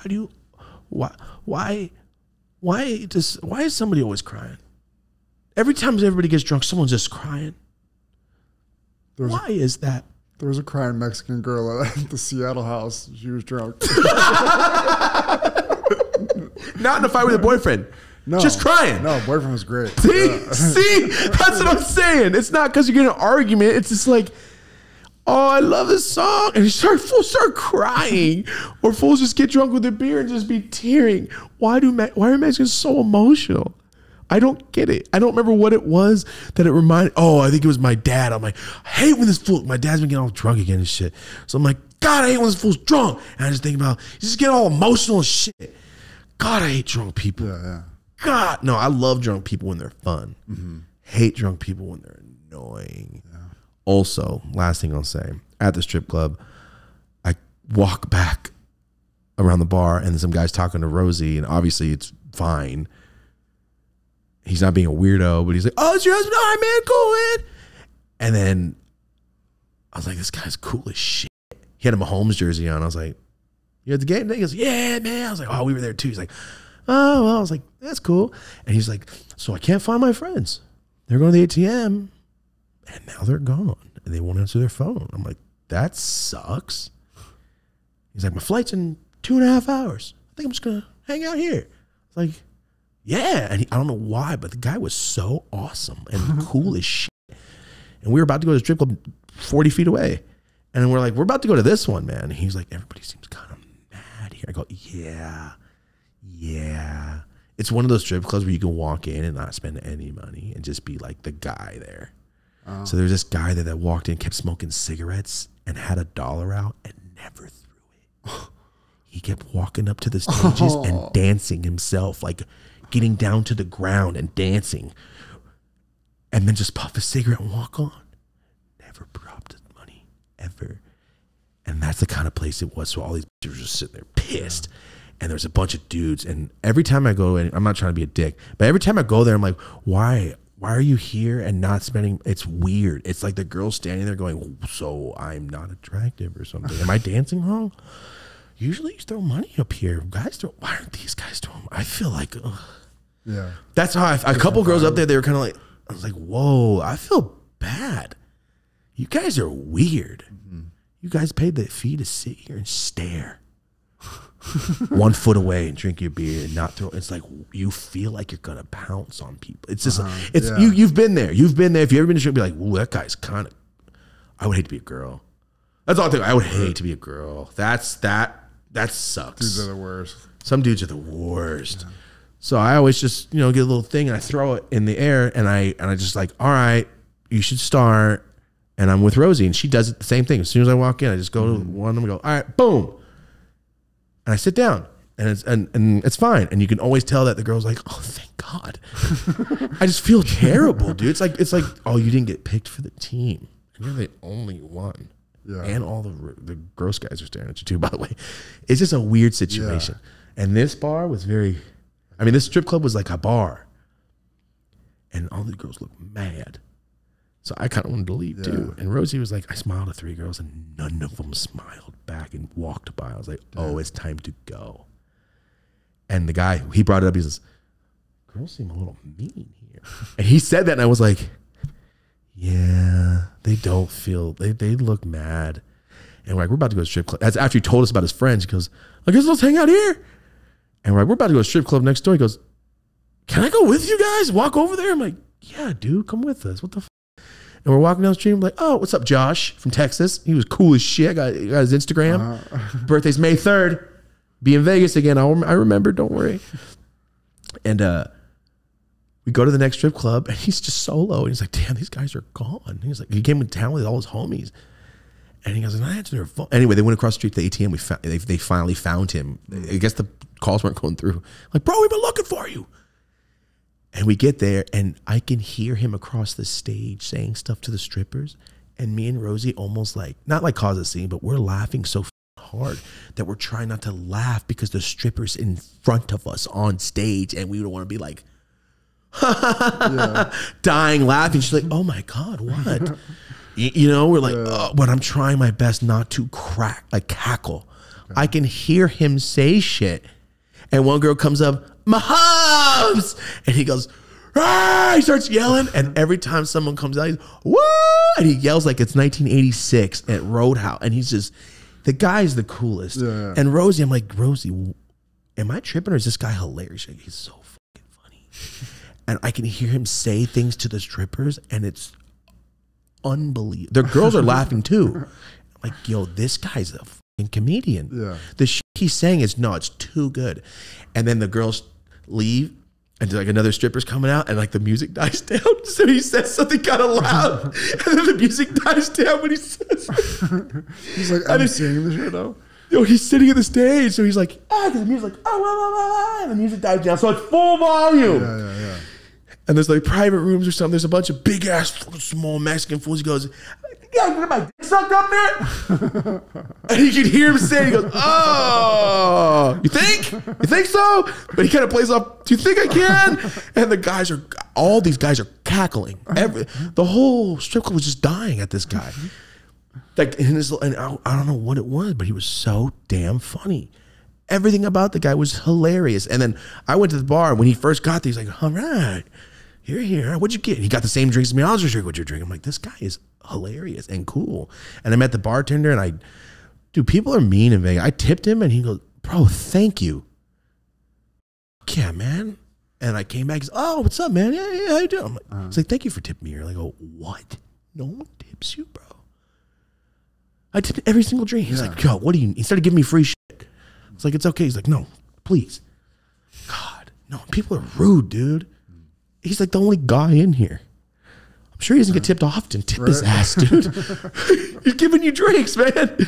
And anyway, I was in there with this random man, and his friends finally showed up. I'm like, oh, yeah, you guys are all friends. You're all wearing Chief shit. I'm like, okay, nice. And we're chilling, and me and Rose got this bottle, and we're like, we do not feel like drinking the rest of the damn bottle. And I went, and he was about to buy drinks, and I went, don't worry. And I can hear him talking to this stripper, and he's like, I don't think you understand that I'm in love with you. And the way he was saying it, everything was so fucking funny, bro. Like, you could hear him over the music, and people were like, you could hear people laugh. And it was mainly me and Rosie just dying laughing. And then, and I gave him the bottle, and then you could see his face. He was like, I love you so much for this bottle. It was like a full fifth. I'm like, bro, don't buy anything else. Here, I have a birthday, May 3rd, right? He's like, you remember my birthday? I'm like, yeah, you told me earlier. I have a great memory. And he's like, and I got his Instagram. He's like, yeah, man. Oh, cool, man. And I was like, yeah, hit me up someday. So we never talked about anything. So now you're on the show. You're just too cool, bro. I'm Thomas, he's Josh. We didn't talk about anything else. He's the coolest guy. And awesome. He's fucking cool, man. And then I found he's like, I haven't been to Vegas in years. And I found his Instagram because he gave it to me. And his first post is him in Vegas 4 or 5 years ago. The time he's talking about, I'm like, damn, this guy's the most real motherfucker I've ever met in my life. You really haven't been since that time. He hasn't posted since then. It's like, damn, dude. You only post when he comes to, I don't know. Anyway, I thought it was the funniest thing. I never met somebody randomly. I'm like, yeah, go walk with us, man. And the first thing he told Rosie, I'm not hitting on you. I'm just asking, are you the manager? Because she wasn't dressed like a stripper, the only girl in there. Anyway, I just thought it was funny. That's awesome. That was the end of that whole night and the end of that story, and it was fun. April can become friends with people and do shit like that. Like I don't do that ever. Yeah. Ever. I always assume everybody's rude, and I don't want to get pissed off, so I just stay away. That's where it stops. That's where it stops. I'm like, don't be rude to me, because now I kind of want to fight you, even though I'm not hostile. You know what I mean? It's like someone cut me off in traffic, hella bad, and did this. I'm like, you already cut me off. Now I kind of want to throw a lighter at your back window and make you run by out. That's the last time I got in road rage. I will throw my lighters at your windows and they explode and it looks like fire. People piss me off, and I've thrown about 30 lighters and they all explode. Every one of them. If they throw hard enough, they will bust. Yeah. It's kind of a tight move. It's the best because it's loud and fools go, oh my God. And they take off. I'm like, I don't got a gun, man. I just threw a lighter at your car. I've thrown so many lighters at people's faces through the window stops it. But I've only hopped out the car 3 times in my life. Justified. All of them. A guy cut me off like as if he was trying to make me crash and like pushed me off. And I was like, what? Is he faded? And he wasn't faded. He was just like on the phone. Didn't give a shit that I was there. And then did it again as he got in the next lane and did it again. And I looked at him and he went, I'm not saying because of that, but he was like the gay white dude. You could tell by the way he went. And I was like, oh, hell no. That was the sassiest shit I ever saw. So I rolled my window down. I looked at him and went, and I spit on his window. And I went, get out of your car. And he just went, and I opened my car. And then he just skirted off. And then I'm a dick, dude. I chased him around the same block 7 times. I wasn't like in a hurry. So I was like, I got him. I'll just keep going. Let's keep going. It just makes me laugh because I could see the panic in the rear view. Yeah. I could see the panic of like, oh, I shouldn't have done that. It's like, yeah, why are you being rude to me? And then I caught his ass. He got stuck behind a truck. And I got like 3 ladders and I popped him on the side of his car. And then the excitement in my body when I saw him just like jazz hands and just skirted away. I don't know how he didn't do that in the first place. But I remember this construction worker was talking shit to me for getting out of my car. And I was like, I think I'm going to fight you. What are you talking about? You almost made me crash. You didn't see that? Anyway, it was right in front of OG's before he started working there. That sounds like it was like 8 years ago. Movie. It pissed me off. I've only done it a few times, dude. I did it to an old Asian man. But he was so mean. I don't know why he did it. I think because I was paying attention. I don't know. It was weird. He went on the oncoming traffic and then 90-degree angled in front of me and stared at me. And then got in front of me. I was like, why? what did I do to you? And I could see him behind me doing this the whole time as I was driving. Like, what am I doing wrong, bro? I'm right on the ass of this other car. Like, what do you want me to do? And then he literally 90-degree to get in between me because there was no room. And I'm looking at him. He's staring at me. Did that? I was like, what? And then I hopped out and lighted his ass 3 times. Like, and he just fucking freaked out, almost crashed. And I chased him for like a couple blocks. It was so funny, dude. It was, and then I slowed down. I was like, ooh, it's a neighborhood. I don't want to make him hit somebody. And then he almost T-boned somebody and went, I'm done. I don't want to hurt nobody else. I just want you to crash, man. If you're going to crash, I'm done. And that's the last time I did. I went, I just risked somebody else's. I'm done. I'm not doing that. And that's the last time I did. That was like 6 years ago. But the guy was so mean to me, dude. I didn't even do anything to him. People are just assholes. He was so rude. And the fact he went like that, I was like, oh, I'm gonna fucking beat your ass. What are you doing? He was like a 50-year-old man, 60. Glasses, Asian guy, white and red stripes, like plaited shirt. I'm like, oh, you're so rude. In a gray or in a gold Camry. Like, I don't remember. Oh, I saw him and I just couldn't believe that people were so mean. I didn't even do it. It was so rude. Anyway, don't do that. You can hurt somebody else. Also, people shoot people all the time, so I'm gonna stop hopping out of my car. I was thinking when and you I'm were talking done. about this later situation. And I'm done now. I'm done. I won't do it anymore because I'll shoot somebody.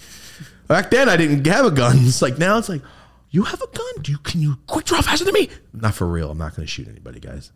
But what if I walk by in my coat? Like, you don't even see it. It's in my jacket. I'm kidding. I'm not hostile. I don't hop out anymore. It's so stupid and petty and dumb. It's so bad, dude. It's the most dangerous thing ever. I fucking could have fucking shot my ass. Like, you could have, dude. You never know. It's true. But also, like, it's not justified to shoot, but people go to prison for unjustified deaths all the time. He can still die and he goes to prison. You know what I mean? Yeah. I just don't want to be like, damn, Thomas, you did all that shit to get pissed off and got shot by nothing. Yeah. By some guy. It's true. It's so stupid. So it's like, I'll let it go. But yeah, that's the end of it. Well, how long have we been here? Holy shit. All right. Podcast is coming out in a couple seconds. Oh, God. Hold on. Well, OT's dad's so badass. Yeah, Chuck, he just texted me. Oh, sick. This fool's so fucking cool, dude. That fool's awesome. Shout out to Chuck. All right, let's get out of here. Before we leave, long form clips on Spotify. Comments on Spotify. Short form clips on Spotify. Oh, short form clips on Spotify, but they're vertical. Yeah. That's what it is. Comments on Spotify. Go drop a comment. If you can, follow us on Spotify, that'd be sick. We just passed 100,000 on Spotify. Cool. And then Dope as Usual Unrestricted. We just hit episode 10. This last episode was 2 hours long.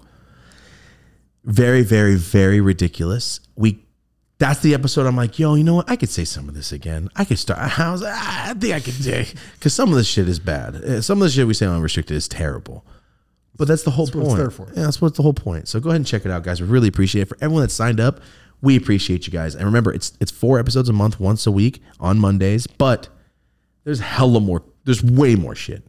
There's before every episode and after. And basically, there's just a bunch of stuff. We're dropping on there all the time. Just go ahead and check it out, guys. We really appreciate it. What else do we got? We got Bootleg Kev next week on Unrestricted. Let's go. Let's go. Yeah, he's a menace. I can't wait to hear what he says, dude.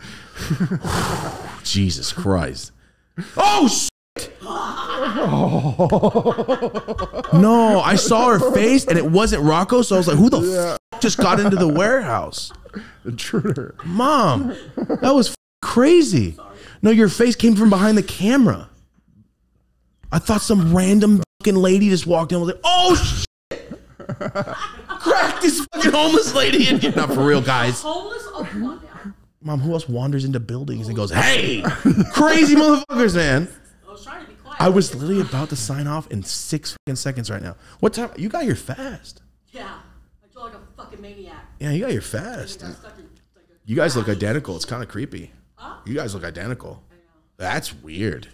It's creepy, yeah. It's cold as hell in there. Yeah, it's the icebox in here. Hell, but cold as fuck. That's true. Come in. we're done. I'm signing off. Guys, thank you so much for being here. We really appreciate you. What's your shirt? Robert Plant? Yes. Sick. All right. Thanks for being here, guys. Appreciate you guys. Talked about a bunch. Yeah, that's where the air is. It's a vent. Go around it, man. Hey, OG, if I let go, you're gonna fall. What? No, you almost fell when I said you're gonna fall. I called you OG, man. I was kidding. Okay, boom. Done, Marty? We done? Appreciate you guys. Been here for 3 hours. Dan Cook comes out in 9 minutes. I think we posted? Yeah. All right, guys. Thank you so much for being here. Really appreciate you. This has been the Dope as Usual podcast. Let us know. This setup, next setup, we're going to do this way, and we're going to vote, and whatever you guys like the most, we'll keep. Thank you guys so much for being here. We really appreciate it. From Marty and I, this has been the Dope as Usual podcast. We talked for 3 hours today about a bunch of random things. OG cannot handle his shit. I said white girl wasted, and they flagged my account and said discrimination. And I appealed it, and they said, yeah, you're right. That was stupid of us. And I won an IG appeal this morning. Crazy. So remember, don't drink so much in public if you can't handle it.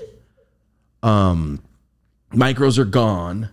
Marty had a 6th grade reunion. Go Bills. Go Bills in Seattle, which is very, very wild. All of Marty's kids are the coolest kids in their classes, which is a big win, honestly. It's very cool. And my back hurts. That's the way to end it. Guys, thank you so much for being here. This has been the Dope as Usual podcast. My name is Dope as Usual. This is Marty O'Neill. Have a dope ass day.